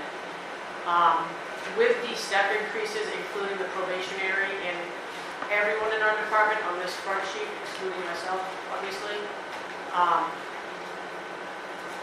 we would be under by just under 4,000. It's not a lot of wiggle room, and a lot can happen, and I understand that. We have an engine blow up on a cruiser, we did the unanticipated things, I can't predict it. If that were to happen, and if this were to go through, if the overall town budget would allow us to absorb whatever we went over, that's what I would ask for, but this is where I'm at right now. I feel like I've been kind of backpedaling ever since I sat in that seat, trying to figure stuff out. This is where we're at right now. Any other questions?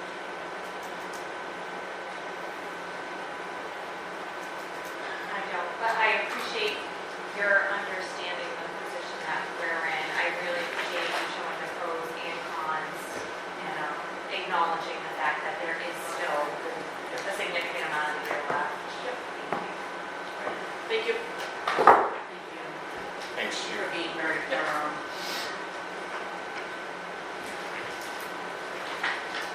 Did you mention that you had something for the highway department as well in your packet? I did not hear. I did talk to Chad. He knew that you were looking for information, but I did not hear from him. Correct.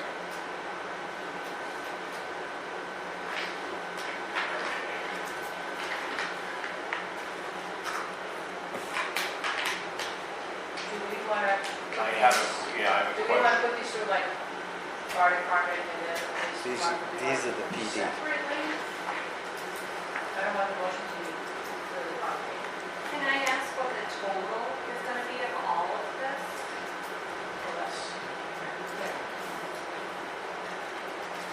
Eric, yours was, Mine's $8,400 for something on the spreadsheet. That's for the year, that's not even the account pay.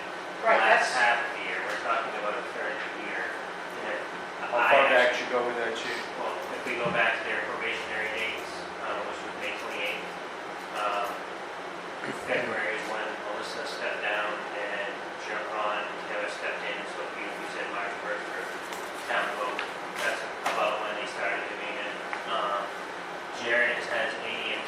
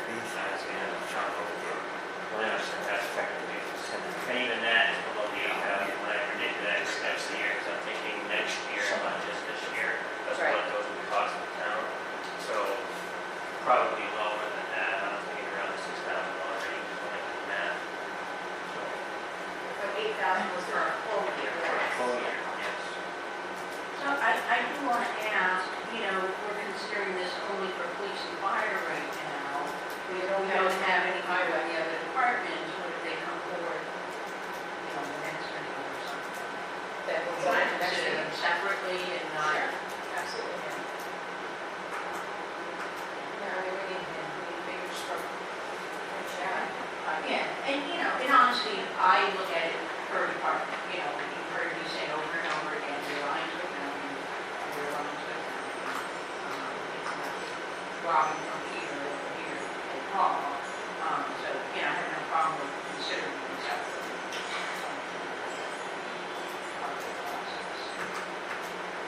Again, I mean, I think, you know, as far as the employees and their pay schedules and step increases and, you know, promotions and, you know, ending their probationary periods. I mean, I'm a firm believer, I always have been, probably because I managed so many people. The fight I never minded fighting was going to get decent money for my people.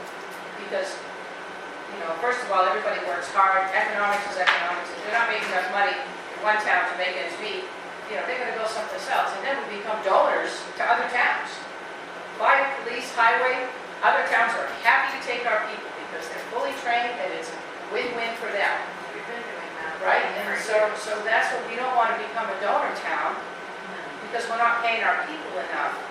And I know we're under default budget, but the employees shouldn't bear the brunt of a default budget. That's just me. Unfortunately, they do though, and my concern is, we'll approve these raises, but I know that there's gonna be backlash. And what happens when we go default budget again, and then we have to cut positions? Like, so we can do this, absolutely, but you need to be aware that there's a very real chance that people may lose their jobs as a result. So I get it, that we don't want to lose people because they're gonna leave and go someplace else, but if the taxpayers do not keep giving us the money that we need, and I don't think they're going to. Well, Departments will end up doing. So first of all, saying that, they won't. first of all, it's. Why do we keep saying I'm worried about the default They for next say it year? themselves. You say it themselves. Yeah. They're not putting words in their mouth. I think the way I look at it, it's our job to promote the town and to, you know, bring the town to the next level. We were on really good trajectories, I think, with all the departments. And it's our job to convince people that it's important to invest in their own community. You know, we hear people, you know, they come in here, their tax bills, and I know, I'm a taxpayer too, believe me, my taxes are almost $9,000.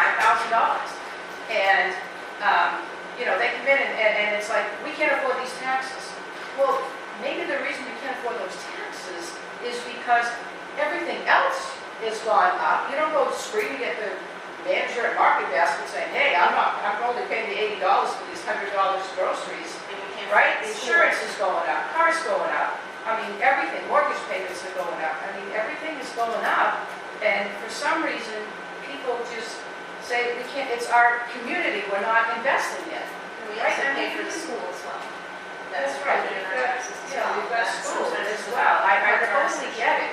But I think we need to, you know, convince people how important it is to invest in their own community. That seems to be what, you know, they don't do, what they don't want to do, what's too expensive, but it's like everything else is too.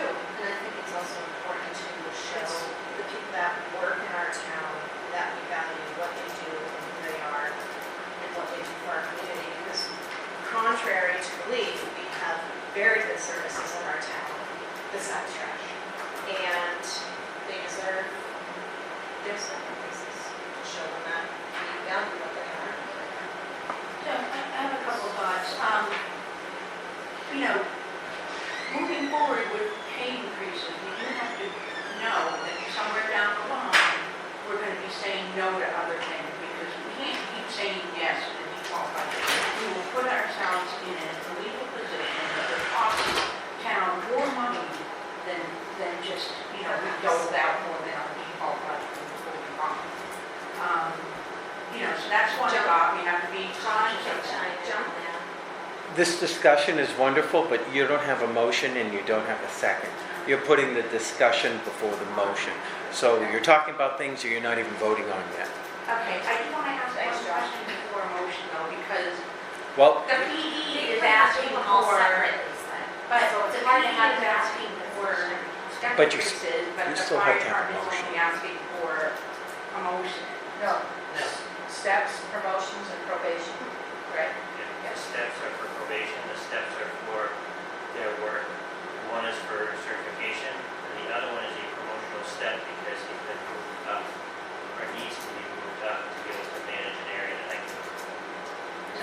select few of your employees, So we right? need to move the question to make a motion so that we can have a discussion. and If then I vote can on it. help out by making a recommendation to the board, a board member could take the packet for the fire department individually, read the names off with the rationale of why the increase is going up for the minutes, so that each individual is taken separately, then vote on it. So you're voting on one packet of all the people.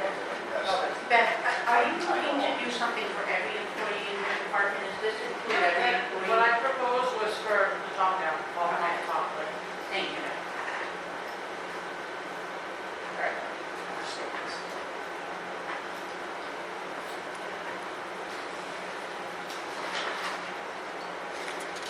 So I will read off in the motion the person's name, then this is the new rate, right? Yes. What should the There should be a description right there, the reason. per diem firefighter advanced units? Nope, down in the middle section, right there. New status. Okay, so there's a new status. So firefighter, AEMT, EMS supply coordinator. Okay.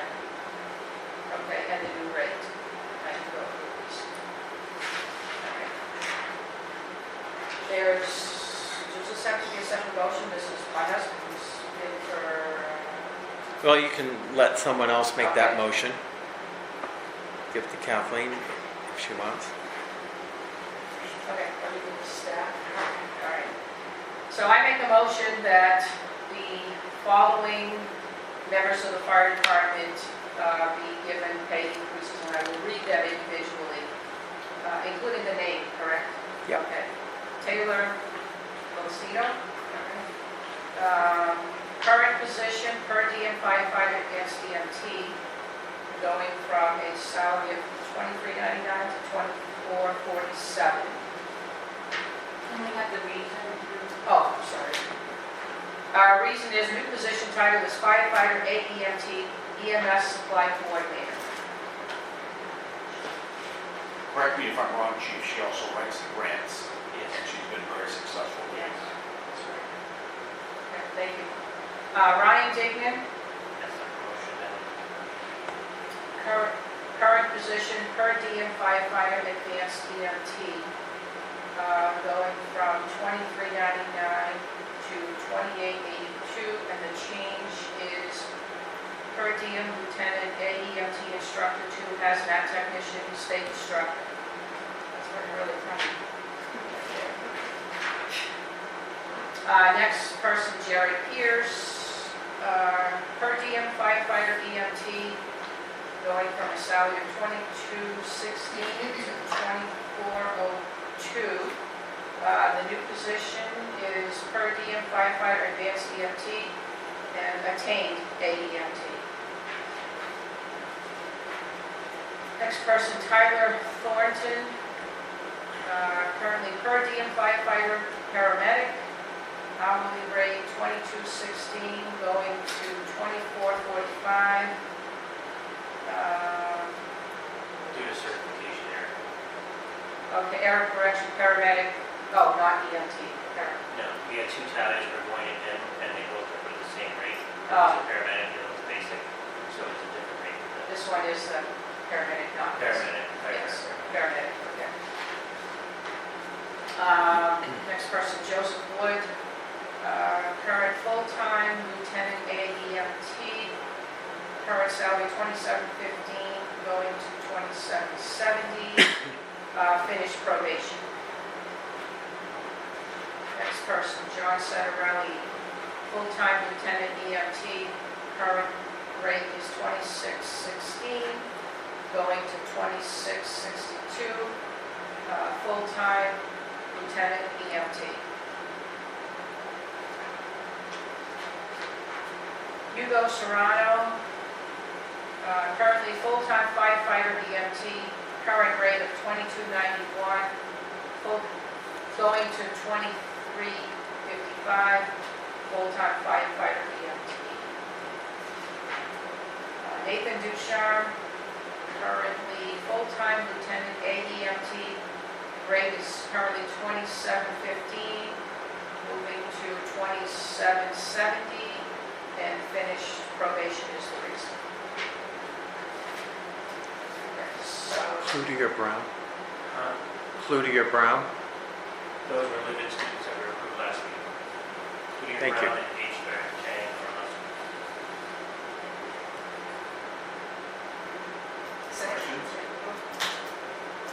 So that was a motion on all those. this is the motion on all of these. No, because Diane can't go on this one. I want to clarify, so these are steps retro to when their step took place, right? Yes. Probation, when their probation ended, and promotions just go forward. No retro on promotions. Okay. On the promotions, does that mean a vacancy somewhere, or is that just promotion because their job and it's helping hands? If he moves up, most likely there's going to be a vacancy. I do have some pending vacancies that are most likely moving forward in a couple weeks. People who haven't made it through their first 2 months. For example, there's one individual that got on the department, got hired in a different town, is not wanting to be here, so that's not going to come forward next couple of weeks. To let you know that he's left. And as we move forward with this promotion, obviously to keep us where we're at is if I have applicants, I would need to bring those forward and ask for a waiver if I need the per diems. The problem that you run into with per diems is you get about 2 years and they might work a shift a month, they might work 2 shifts a month, they might drop off the face of the earth and never come back. So it's that ebb and flow that you have to do with those. So those aren't full-time positions and those aren't many, many hours a year. Those are the ones that fill the gaps when we need to fill a coverage shift. So I foresee that filling in if we lose any members. So I just want to clarify with the board, we are voting on exceptions where I'm. We don't have a second yet. We have a motion on, oh, you did, thank you. Yes.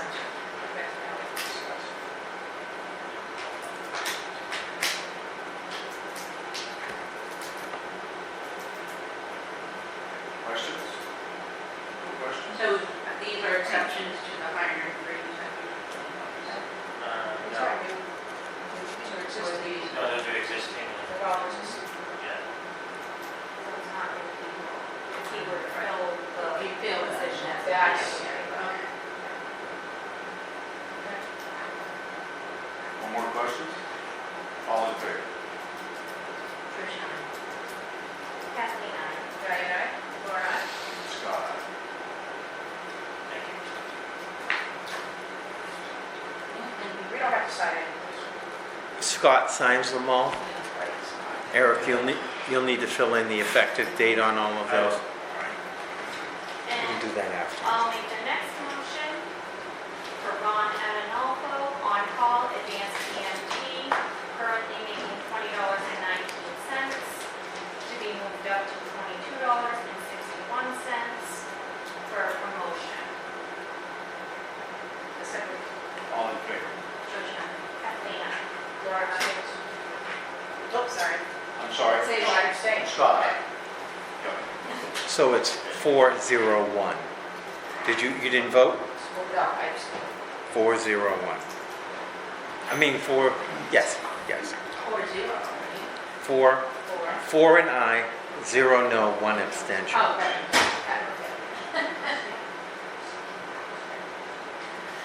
Keeps us straight. All right. Yeah, this is what I, yeah. So, that's different than just working that fire. That's There are right. a few that she has, I mean, I'll just specify who to do. Who's coming on.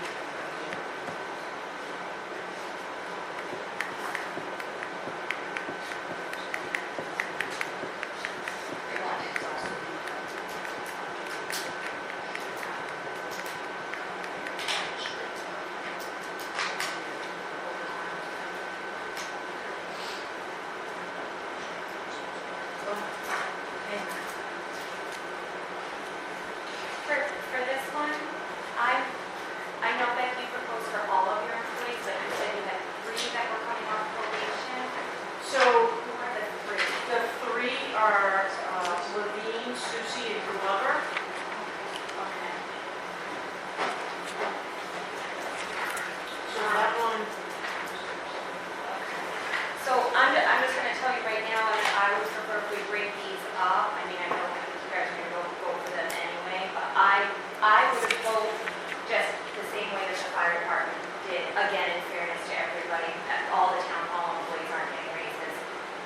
probationary period, a change in certification makes sense to me in the default year, but to give them across the board when we didn't to the fire department and we most likely won't to the other departments. I do understand that you're having a tough time in retaining help and and I know that the decrease in benefits, but again, I just can't do for one Yes. what I would do personally.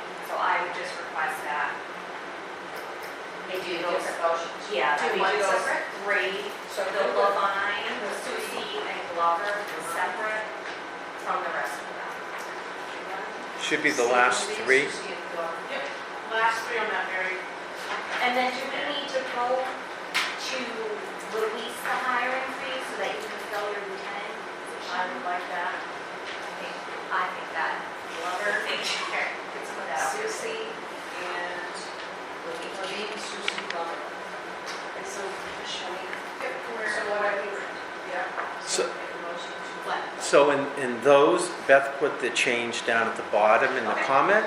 That's where you're going to look. Okay. Jessica did it. I gave you credit. Yes, I did. Jessica did it. It was done that way. I'll put it down.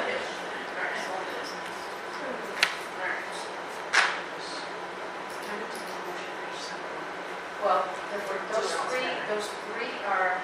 These three and Yes, these. those three, because those three are probation. I make a motion for Ashley Levine to get a step increase to P9S2 no COLA, starting, or was current 2470 to 2716.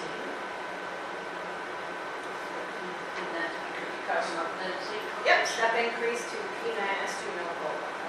Due to coming off of probation. We wanted the reason. Okay, due to coming off probation. Good. Okay. Alyssa Susie, coming off probation, step increase, starting at 2470 to go to 2716.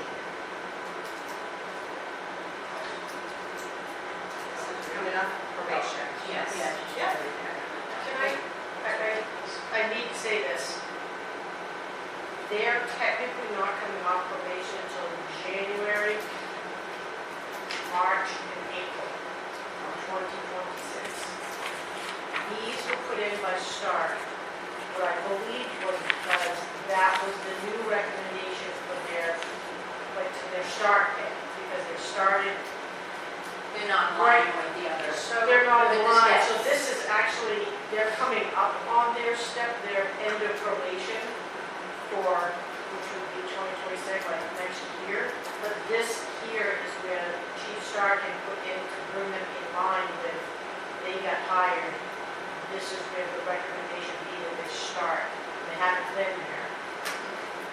So I need, I want to clarify So that. this is not due to probation. This is No. to get them to where, Get them to where they need to be Step prior increase. to, yes. so this is merely a step increase. You'll come back with probation. Yes. Because they completed. I'm sorry, I thought I made that clear when I No, was I talking. did not. I thought they were coming off probation. Yeah. No, so- Yeah. So here's where there's probably some confusion. They did just graduate from the academy. Okay, so So that's they've why. gone through 75% of the steps. They just need to get off of their field training, and they're good to go. So then can we phrase it that they've completed field training? Is that? or They've completed the academy, they've been hired, they've gone through all the academy. They are now certified. So they're- so officers. because So they're they do certified. certifications, That's- they've taken steps, there you they've go. grown, they've done this. Certification. Okay. Certification. So Okay. increase So it's the still a step. step increase. Okay, okay. But Yes. for The the reason reason is- is just different. Because Yeah. they've achieved certification. So the reason is what? They've achieved certification. Thank you. Okay. All right. Thank you for that. Yeah. Okay. All right.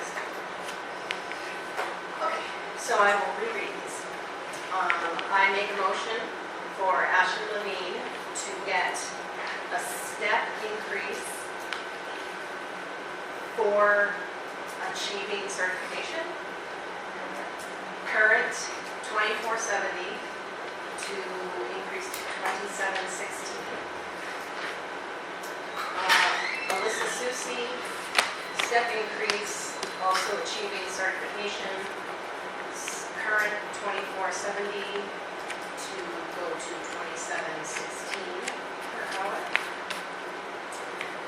Jacob Glover, step increase and achieving certification, current 2470 going to 2716. Second. Questions, discussions? All in favor? Tricia. Kathleen, I. Diane, aye. Laura, aye. Scott, aye.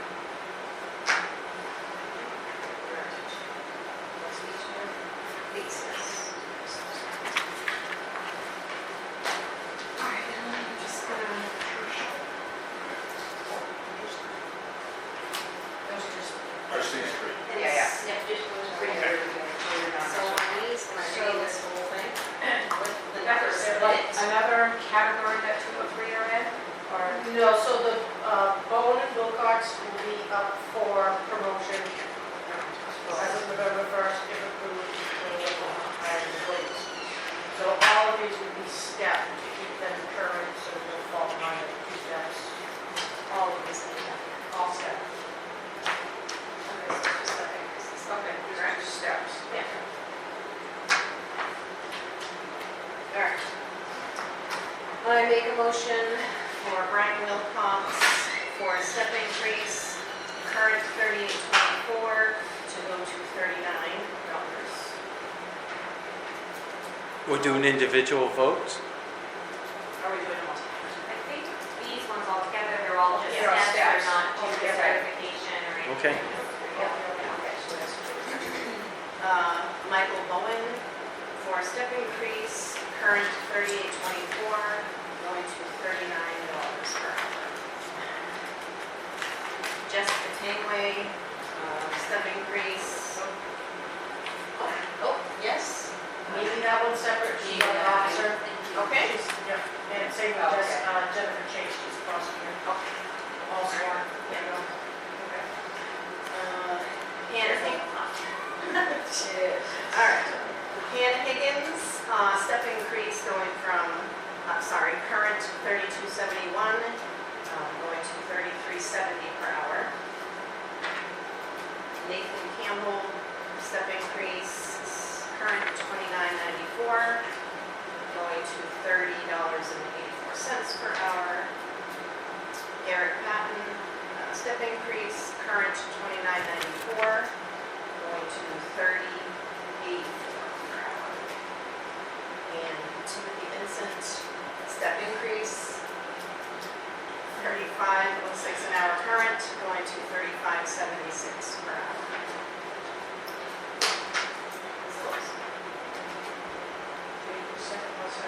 All in favor? Let's start questions. I'm sorry. Questions, comments? All in favor? Tricia. Kathleen, no. Diane, aye. Laura, aye. Scott, aye.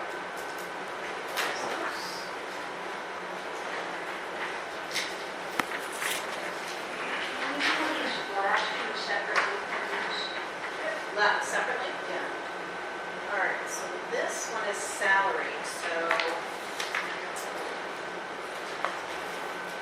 I'm gonna read, there's a whole thing at the bottom, so I'll just read the whole thing. I make a motion for Jennifer Chase, prosecutor. Am I reading the salary or just the? So this is the increase, or should I say, oh, this is the.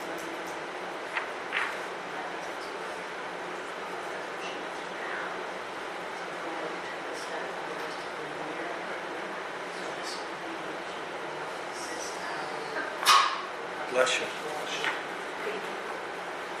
So basically, that and that. So this and this, yes. So.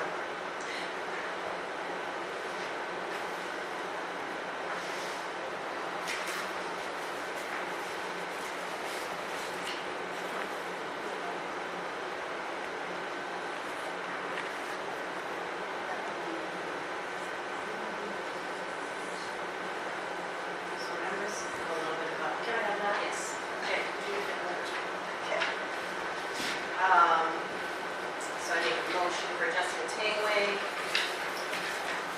Current step increase to G11 to account for new duties, no COLA. Current 2648 going to 3047.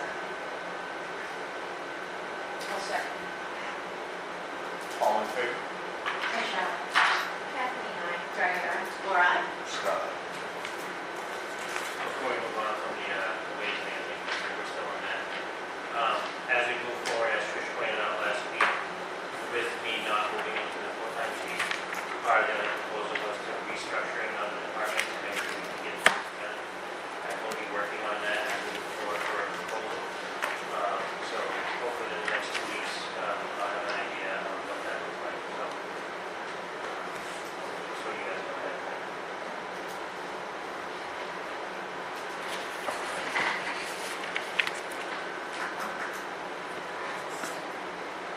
Okay. I guess we'll go to the next item, which is the newest draft in Board of Selectmen ethics policy. All right, Mike.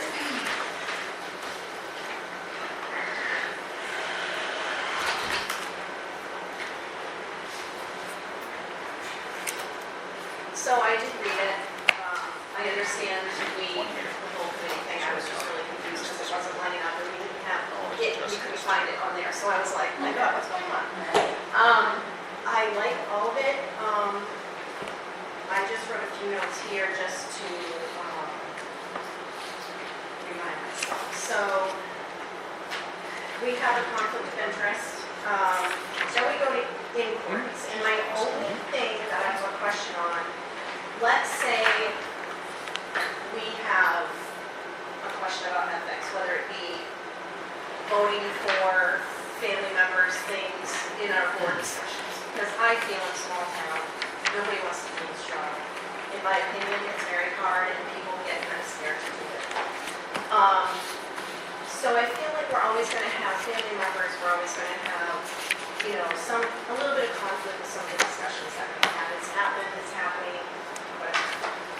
So I understand if a citizen comes up with a complaint or a question on what we vote on ethically, and we would discuss it as a board if I'm reading these right, and then we would decide if we thought it was ethical or not ethical if we vote on it. Is that correct? Just a little bit more So explanation. we spent 4 months meeting with the lawyers about this. Okay. They looked at it, they met with us in non-public, those minutes were not sealed, but I'm sure they were very sparse. Any revisions went before them, they approved the revisions before they came in. Part of their explanation is we decided to keep the term in there for elected officials because we should be acting ethically. And we kept all of the definitions and the terms, and we hope that all of us will abide by those. But what the lawyer explained, the reason we took the committee out is technically, it's not enforceable. The BOS are the only ones who can decide for themselves if it's ethical or unethical. So you may pay the price when it comes to voters. Voters can vote well if you feel you're behaving unethically.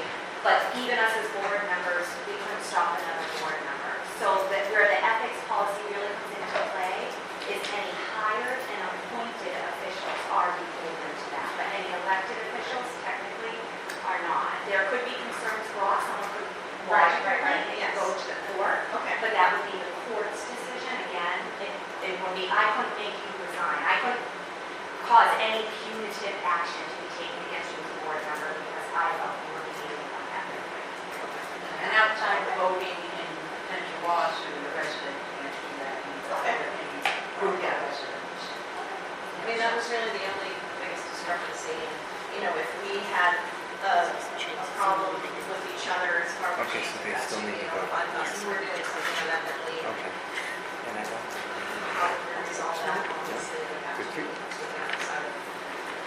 You could certainly bring it out in the meeting. We're all public officials, you could say, I feel like tonight, When they're earlier done. I asked Diane if she was going to vote. I thought that her husband was part of the union. So in the meeting, I said, should you be voting? And right away, she was able to say no. he's Or not like included. me with the chief position for him and like. Yes, yeah. So it can be talked about and discussed, but at the end of the day, you are an elected representative, elected by the people. We can't make you or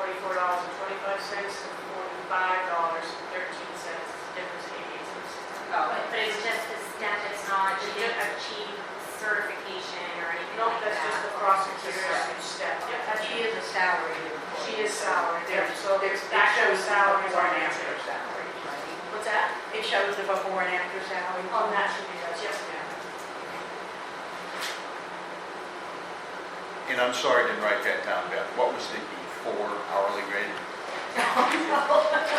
Just when she thought she It's was right here. done. Oh, you want the hour? Oh, she's salary. 44.25. Yeah, she's salary. So you want to, It's much easier. That's because their salary, you would use the salary. Mhm. 44.25 times 8 times 46 equals the top number. Okay. I move that our prosecutor, Jennifer Chase, be given a step increase from $92,040 per year to $93,870.40 per year. This is a step increase to G17S10. I'll second. You want to try that again? You were tied. I'll give. All in favor? No. Kathleen, no. Diane, Laura, I. Scott, aye.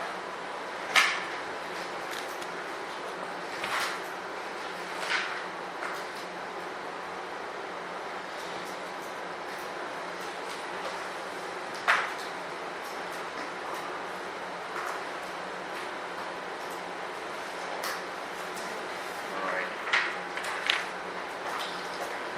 Okay, back to the ethics. Yeah, back to the ethics policy and all that. What's the magic wrong? Well, I wonder, do we need to do anything with that? Because the ethics policy said that it wasn't previously signed, but our vote was sufficient. Is that right? Is that what I understood? So if you're not going to change anything to what you vote on tonight, then I can send it out electronically for you to sign if you're not making Okay. any changes. Yeah. So we can just Because add this I didn't bring a printed copy because I have no idea what you're going to do tonight. No, it's the ethics policy. Can you send it to me so I can put it on the record? Yes. Everything else I'd like to say. So just to be I appreciate that. Just to be clear, you folks are voting on the ethics policy that you last worked We're not on? voting on it, we already voted. I mean, not vote on We it. just need to Just sign sign it. it. Yeah. So I just need to be clear on which version. The latest version, the one that was just passed in June of 2024. So the one you Yes. pointed me to. Yeah, and that's, So we're going to reformat it Yeah, and just then send it out electronically. yes. Yeah. Unless somebody does want to make a motion to make any changes to that. All right. What's the check, return check? Yep, return check policy and petty cash fund policy. You want to say it? So well, actually, John provided them to me, the return check policy, I think we talked about it last meeting. So that's now on the new format, like everything else with the table of contents and all that, just as he sent it to me. And then I think, John, you said the petty cash policy thing was the result of an audit? DRA came in as they do yearly, and that was one policy they wanted to see in our office. I could not find one, so I borrowed and put one together for what we're doing now, and that's what you saw. That's what I pasted right in You know, I've seen it. Yeah. Well, in the past, to have and it because had I had- uses Yeah, I listed. had to Couldn't follow find it. Yeah. That's all. Yeah. Probably in that big folder, but So, it's probably, But if you you've put got it on there anyway. You've got another one? Well, that doesn't, I read through that, the one you sent us. It says what it's not for, but it doesn't say really what it could be for. Which I remember the one that we had in the past specifically listed out, up to a specific amount that could be reimbursed to an employee. And it had the Purchase. steps, when they made the purchase and put in the receipts, it included that they needed to put the line, Yeah. the department, it needed to be initial, like, Yeah. it was pretty controlled. Very, yeah. It was recommended not to put that portion in. I know many towns do use their petty cash as a cash flow in and out by department heads, but that was recommended not to do, just to leave it isolated. Pardon? I'm not sure what it would be used for. Based on what I read in that policy, I saw what it could be not used for, but I didn't see what it could be. The petty cash currently is just to make change in the town clerk office. So are you talking about the balance in her clerk and cash drawer? Yeah. No, we had separate No. petty cash, there should be an envelope, there was an envelope underneath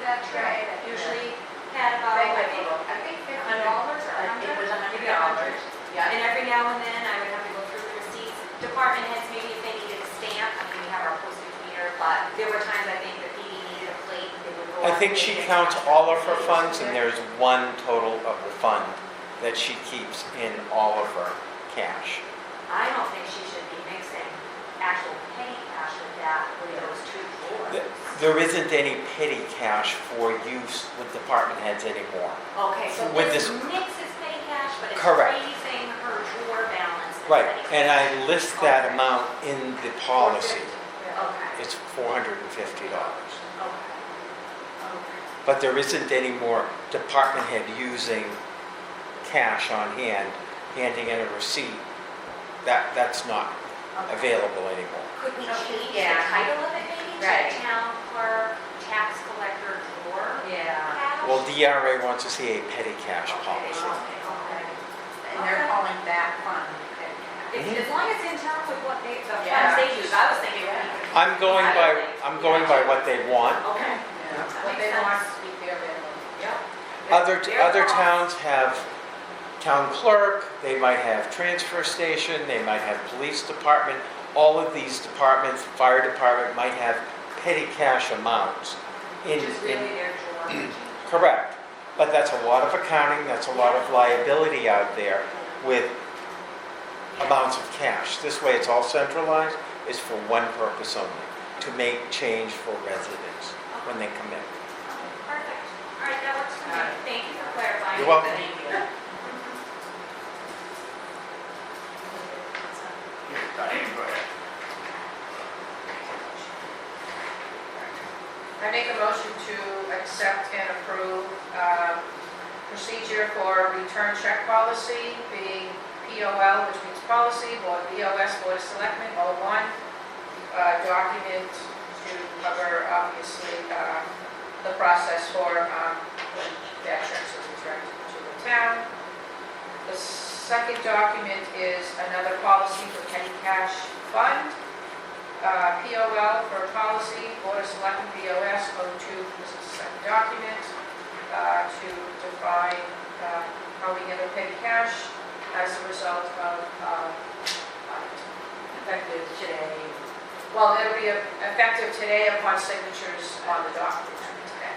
I'm sending You're seconding both? Yeah. All in favor? Yes. Oh, you're all signing? Yeah. Okay. Right in the back, I think, sorry. Gonna say yes. Trish, aye. Kathleen, aye. Diane, Laura, aye.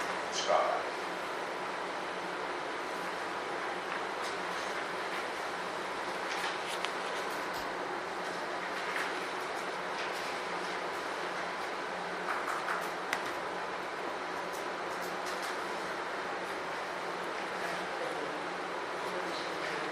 25th.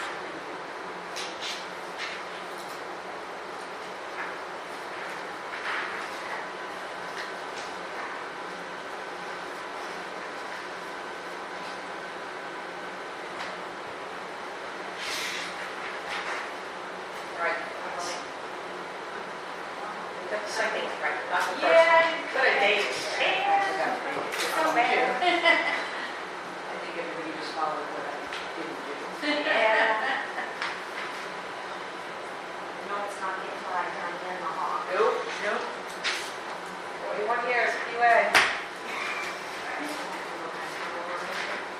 There you go. Even. Going forward.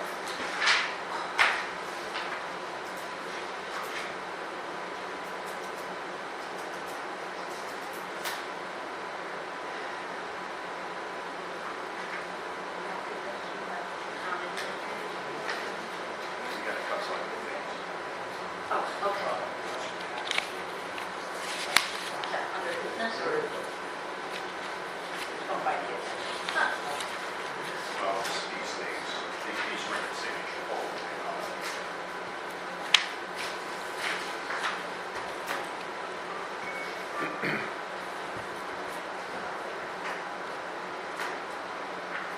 So Scott and John, you sign this as well. Tomorrow.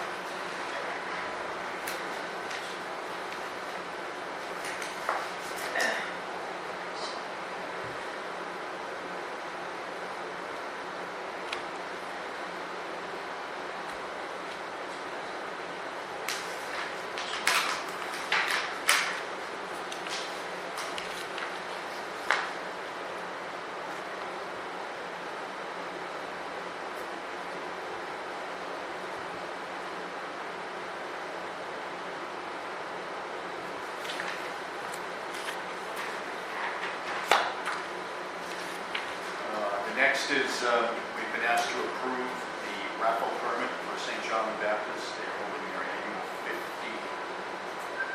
50 raffle on October 19th. And that's our one-day license, expires today on the 19th. I move the board sign. Second. All in favor? Tricia, aye. Kathleen, aye. Diane, aye. Laura, aye. Scott.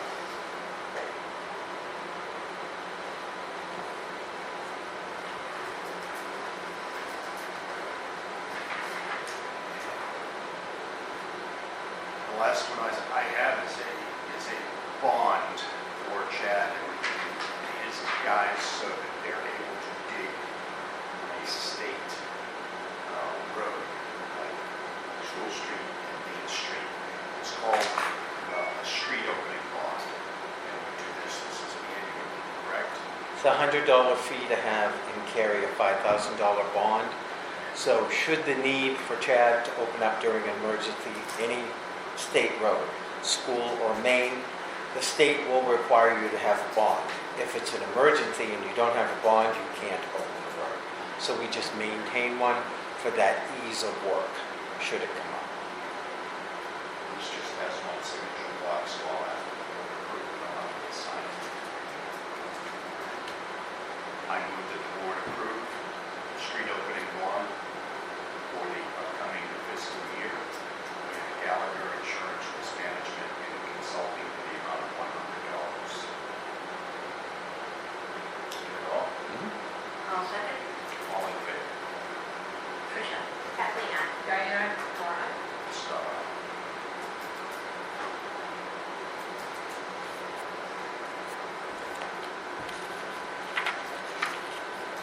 Road Street. Thank you. Houston, this evening, the first is I have a request for the board to approve a capital expenditure for $14.24. Highway Department had to buy some trail anchor bolts for the rail trail, and I need it to be taken out of the Parks and Recreation Capital Reserve Fund. So moved. Second. All in favor? Tricia, aye. Kathleen, aye. Diane, aye. Laura, aye. Scott, aye. Thank you. I have a second request to come out of the Highway Building Capital Reserve Fund. This is for the foundation RFP review and prelim and the final site design. The RFP review is $828. The pre and final site design is $9,450. So moved. Second. All in favor? Tricia, Kathleen, aye. Diane, aye. Laura, aye. Scott, aye. Thank you.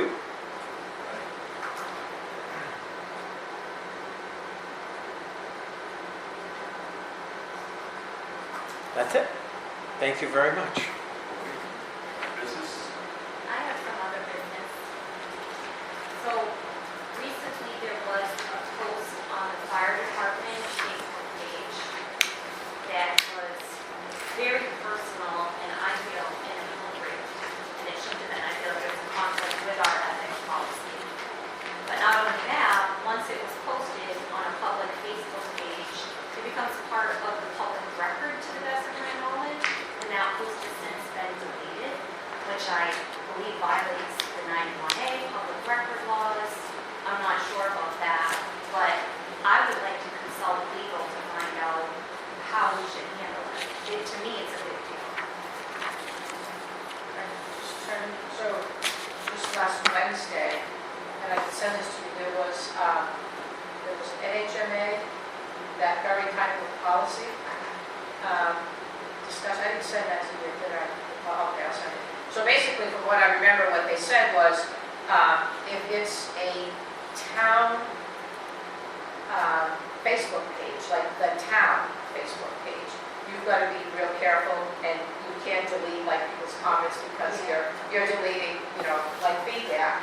But if somebody creates a page that's not the town's Facebook page, oh, that's rough, because it's not It was a town. sanctioned by the town, it's not, I'd like to get that clarified because it is a town. The page was Allenstown Jeff Gardner posted a link, I'm sure you all know exactly what post I'm talking about. He posted it on every Face Town page there was, the one that's Pembroke and Suncook, there's another one that's Pembroke and Suncook.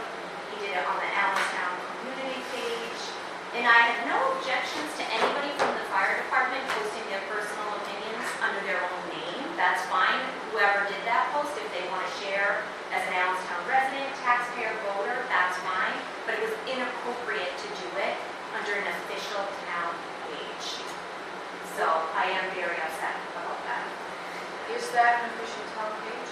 It is not one that I maintain or anybody on the staff maintains. That's going to be key. I'm going to send this out to you now. But it is set up as Allenstown Fire Department, so it is an official page. And I would like to consult with people on that. Yeah. It was, yes. Logo on it. And the implications there are twofold, because then there are a bunch of employees that work at that department that maybe don't share the same sentiment as the person that posted. And those employees are getting pulled into the fray, and they've already been complaining, feeling like they think they're caught in the crosshairs of actions. And when something like that is done, it reflects on that whole department, whether they wanted to be included in that or not. All of a sudden, it was portrayed as their opinion, and that was inappropriate. Is this related to your email earlier that you sent me? Yes. Okay. Yeah. I did contact legal because once I found out that it was called the Allenstown Fire Department page, I found out who the owner of the page is, and it's not currently an employee. It's a retired employee, so it is a private page. Even though they use Allenstown Fire Department, they can call their page whatever they want, but it's not a current employee, so it doesn't represent a town opinion. So it's a retired employee, did they establish it as an employee at the time they were an employee? I don't know how they established it, but it was set up by a retired person. And if that is the case, then 91A would not apply. I asked that because of the way, once I found out what it was, I asked who had set it up, and I was informed that it was a private citizen. And there's nothing the town can do to make that remove. There could be 5 different Allenstown community pages, or Well, there- community pages there can be, but using the town's name, if somebody sets up an Yeah, Allenstown they Police can- Department page, that they- seems like. they can name it whatever they want. Unless specifically there is an ordinance that controls the town logo. Some towns have an ordinance which allows them only to control the town seal. I'd have to look. I don't know. I remember in the past. Yeah. Then you could ask the person to take the logo off. They don't have permission to use it. But it still would not change the name. I just sent you that link. I Okay. thought I could go slide by slide and find that, but John sent that. That's the webinar that I attended last week. And it's about this, so. I will check. It That's was what very, they said. it was very inappropriate. It was a hugely inappropriate post. Like I said, if somebody wants to post under their own heading, how they feel, that's fine. I know that repeatedly it's been said that I'm attacking individuals or there's personal issues. That has not been the case. As an elected person, when issues come before me, it is my job to look at the facts and make those decisions on those issues as they come before me. And sometimes, if it's one that is tied to one individual, like in the instance of going from part-time to full-time, there is going to be some personal stuff. It's not personal me against you. It's the merit of the proposal. How does that work out? Whose best interest is it in? Is it in the taxpayer's best interest? It has nothing to do with anything personal against anybody else. When you- That post Okay, well, was we can disagree on that. incredibly personal. It was incredibly personal. And And you've been nothing very I posted. personal. When you, Nothing I yes, posted. when you has been refer, like when you that. refer to me as No a names con- included. hold on, when you refer to me I as a didn't con- refer to hold you on, as I'm con talking. artist. That was Jeff. No. That was a conversation No. between me and Jeff, and No. Jeff kept saying that I was micromanaging with my decisions. Kathleen, I called Jeff a con Kathleen, artist. no, if you read the message, what was relayed was not that case. And in regards to the Juneteenth holiday, you specifically said words that never came out of my mouth, which is affecting my character, not just here, but in my life. That is what was inappropriate. And yes, your reference did say people who make quick decisions and force people to make quick decisions are con artists. That was in reference to me. I'm sorry you feel that way. No. If you have a conscience, but actually it was right. No. All right, You you know, know, We will agree to disagree. We've already litigated this. Kathleen, do you think maybe all of this could have been avoided if you took the advice of our lawyers who said stay off Facebook while you're an elected official? No, Just the throwing it out lawyers- here. The lawyers have never given me that advice. And Right. again, as a Gave it member to of the us. public, a voter, a resident in this town, anybody can post under their own name. And I don't mind if Eric posts whatever he wants, as Eric Lambert, I don't, resident 'cause of I don't Allenstown. That would be up to him. But posting under a page that says Allenstown Fire Department, there's an issue with that. That's an ethical violation. I posted under my profile, which I don't do very often because I don't want the headaches, and I'm a little bit professional with what I put out there, so I don't want to. So you I have don't no want idea to- who wrote that post, Eric? You have no idea? That was just, Not my page. wasn't you, not your page, you didn't write it. He just said no. Trish, you did. No, you said no, he didn't. He just said no, I didn't hear him, so then He I didn't didn't say say that. He said it's not my case. He didn't say that he did. He did say We beat this to death. We beat this to death. We got some stuff done tonight. Let's go forward. I do have another, other business item. I asked some questions to the finance department today about purchase orders and purchase orders numbers, manifest and all of that. And so, Veronica did feedback to me that Yep. she would go forward with the process. That's been rectified, yeah. So do we know how much that purchase order piece of that system would cost us? I'm No. curious. I Could we was, find that out? I can, sure. Yeah, I'd like to look at that. So for transparency of accounting purposes, it is best practices when you're using purchase orders that the purchase order includes the vendor's name and invoice number, which some haven't been, so Veronica is correct in that. And the other piece is that the manifest includes the purchase order number. So right now, it's sort of a manual process here, which could very easily be done, very streamlined through our AP system. But there's an additional cost that we would have to have for that piece, and I'd like to find out what that is. Because it could be a huge time saver for Veronica, the department head, for us, anybody who's signing purchase orders and that whole process.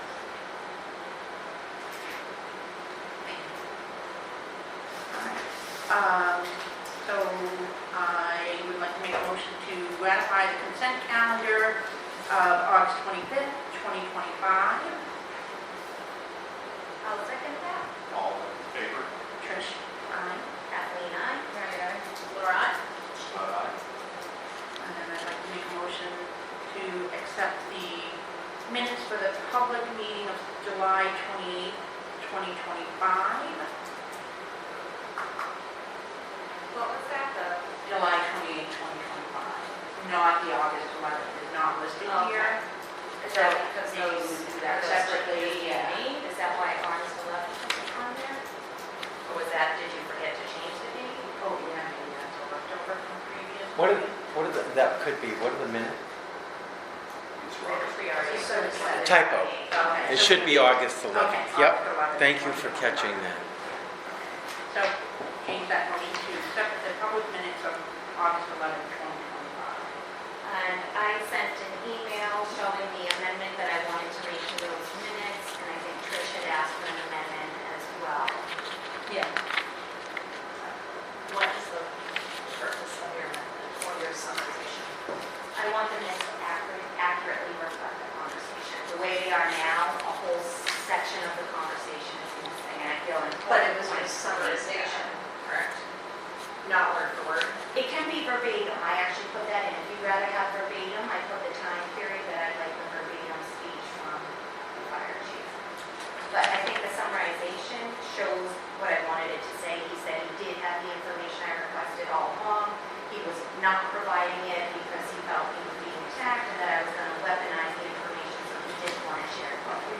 To clarify your thing, I said that If I had the time to build the system to pull the numbers out, because. I believe my quote says that, I caught that. No, If it's I not. have, yes, I believe it don't. does. What you just said is not, I think you're speaking of, because I specifically said, we have a system, John, that if I had the time to build you it. have the Excuse amendment, me. you said you were bringing it. Can you read it, please, to clarify, so we can hear what's in it? Could we what's let, not? could we let him finish what he was saying I know, before you I was just interrupted him? interrupted, I'm trying to get numbers out, so.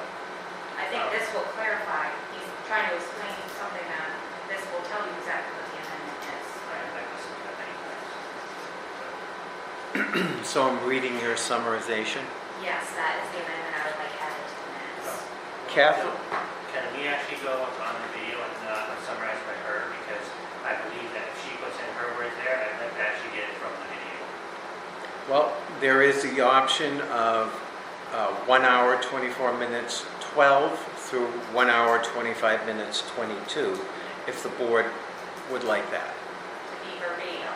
Verbatim. From Not the the words video. that somebody else is putting in there, because I don't want it to be used and misconstrued, because I want it to be accurate to what I said, not like putting words that somebody else is putting there. So if the board wants to amend the minutes, I would put that in the amendment section to take verbatim statement from 1:24:12 through 1:25:22. And can I actually hear what you put in there for words as a person in the department? I'd like to see what was put, to make sure, can I My actually just read it? summarization. So Can I the read sum, oh, sure. That would be the bottom portion. Can you read it out loud so everybody I'm can going to hear? read it first. Yeah. Well, a lot of people are here for public meeting, they might be curious. They might be.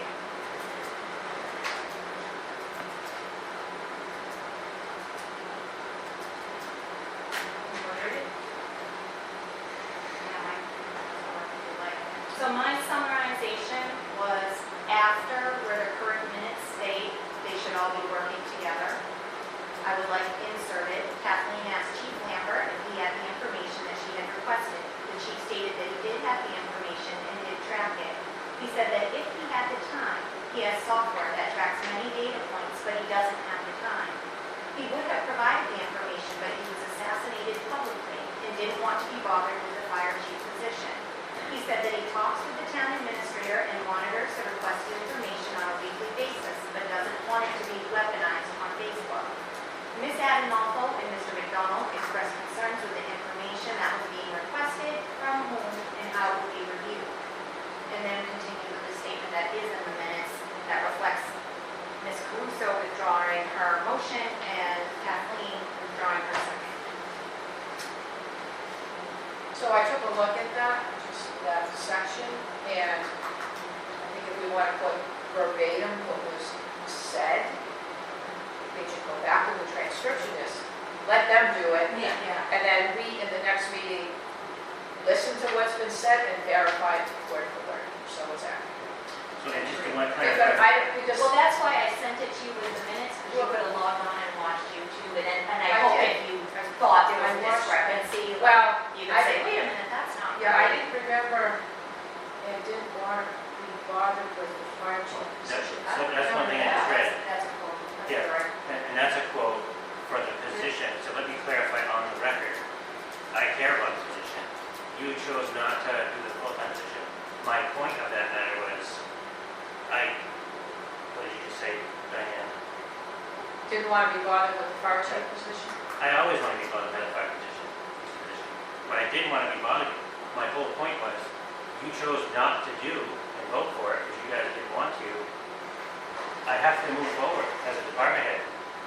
I can't sit in the past and be bothered by the fact of trying to wonder what would happen. My job is to move forward, which I would do. So please don't take it out of context if that was the case. No, we could do verbatim. That's why we Yeah, should make sure it's verbatim. And make sure that's verbatim, what I just said is Take it verbatim out in of this context. minute too. I want all of it to be verbatim. What I just said for my statement there too, because I have a sneaking suspicion it's going to get spun out of control. I agree that, it is a point that was in that communication.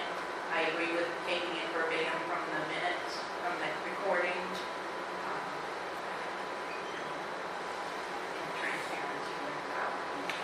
we stand? Someone make a motion here?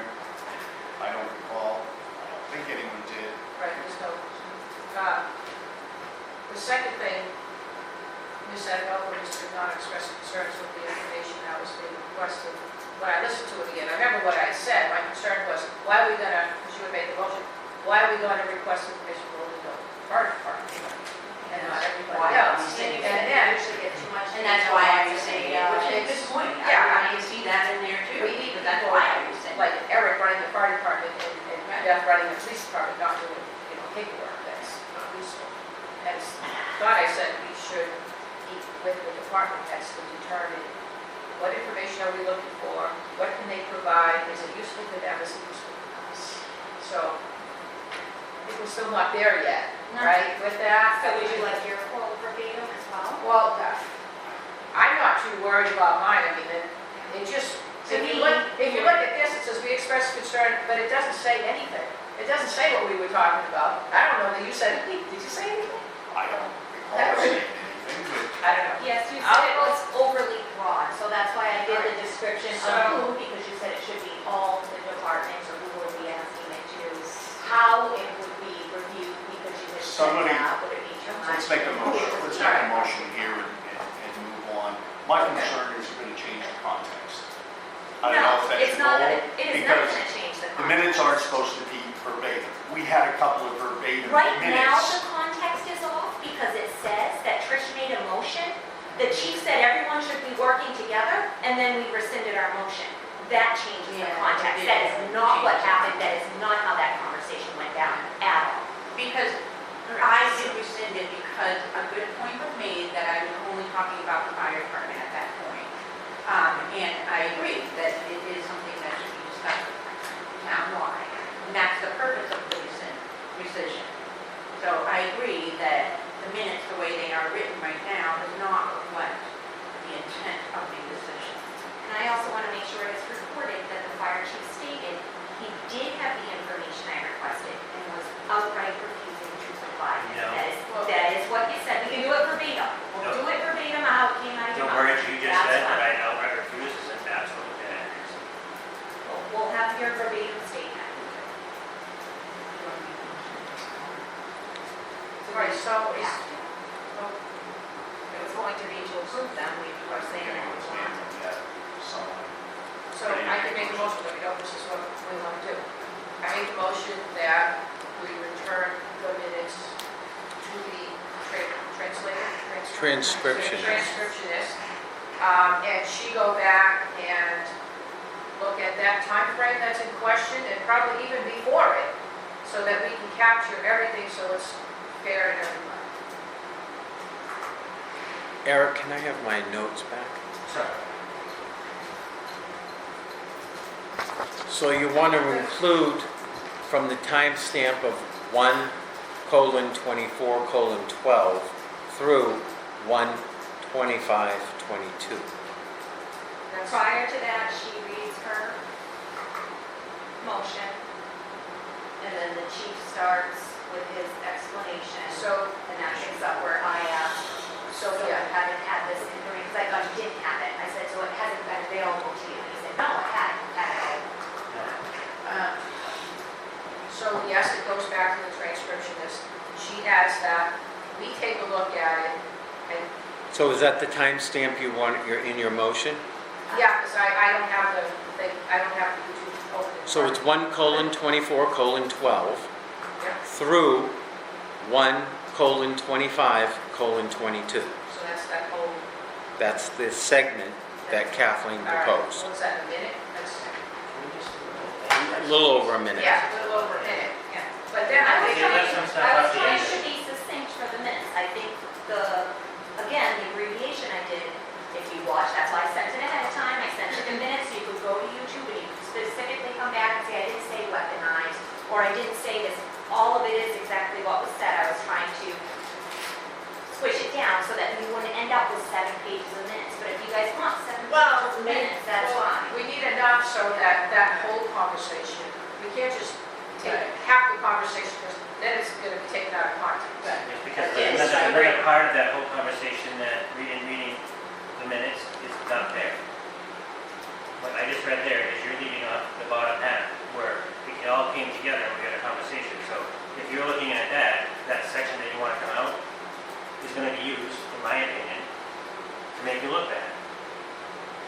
So we And I possibly, don't want so we that. need I to want the go whole thing, above because I and want above truth below. and not what's going to be spun against me anywhere. Because I think that's what's going to happen. So I want to make sure that it's fact, to your point, 100%. But I never said that I was holding information that absolutely refused to give to you. Again, that is So we the need to truth. figure out how many minutes that we want verbatim on there, so. Well, You know my what? thought is that we just have the transcriptionist Go from the time you make the Do the whole proposal, thing. from the time Like, Trish makes her on- motion to the Absolutely. time that we withdraw. Yeah, Yes. yeah, because prior to that, 2 or I 3 made my minutes. statement, then I Yeah. made the motion, so anything after the motion sits on that It same. should have the whole story. Yeah. And that's under other business.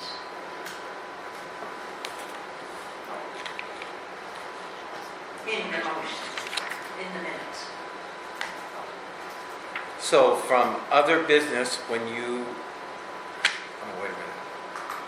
So that other business started with my statement and my motion. So your motion, From the motion to home. after you get done your statement, you make a motion. Yeah, So from there to the end, yeah, we can go verbatim. Yes, Is everybody in agreement? yes. yes. We just need the whole No. story. Okay, This has gone far enough. okay. So,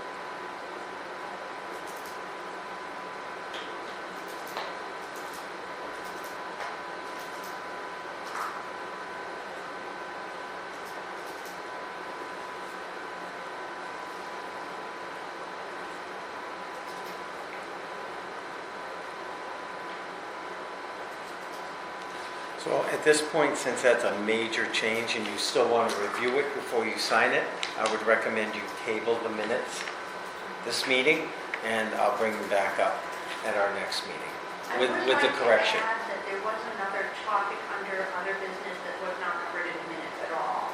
And that was Laura bringing up the ethics policy, including what should be included in the minutes, that subject. It doesn't have to be, verbatim, I don't think. But that it be mentioned in the minutes, because it was a topic of discussion.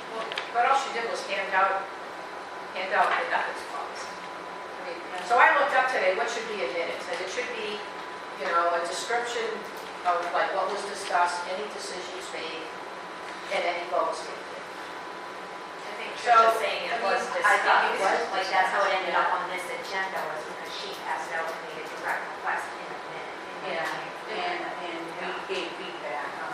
These 2 sentences. Yeah, that's what she's saying, add 2 sentences, but it includes the topic that was discussed.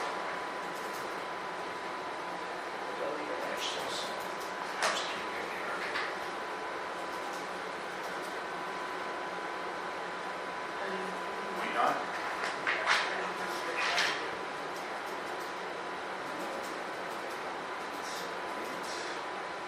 Payroll, we got. Yes, I know, I will get to that. I was talking about the minutes. So is there a motion and a second to table the minutes? I'll motion to table the minutes from August 11th, 2025. All in favor? Michelle. Kathleen, aye. Laura, aye. Scott? 4-1.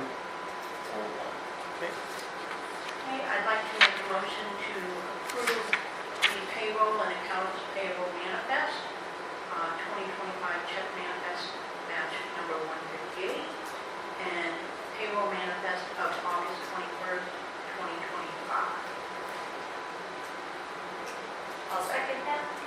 favor? Tricia, aye. Kathleen, aye. Renee, aye. Laura, aye. Scott, aye. We have a non-public here, John? No, we did not. No non-public. Any other business before the board that we haven't discussed at tonight? Just one quick thing. Right. Just so people are aware, so last year, on 9/11, one of the firefighters, that Savage, spoke to our priest here, and there was a nice prayer session that was done, and the Allenstown Fire Department went. And I talked to Ben this year, I don't think he's working that day, but, so I told him I would help him organize it, because I think it was a nice thing to do. So I got an email to the priest, he's got back to me, I got to talk with the other priest, because the other one's going to be out of town.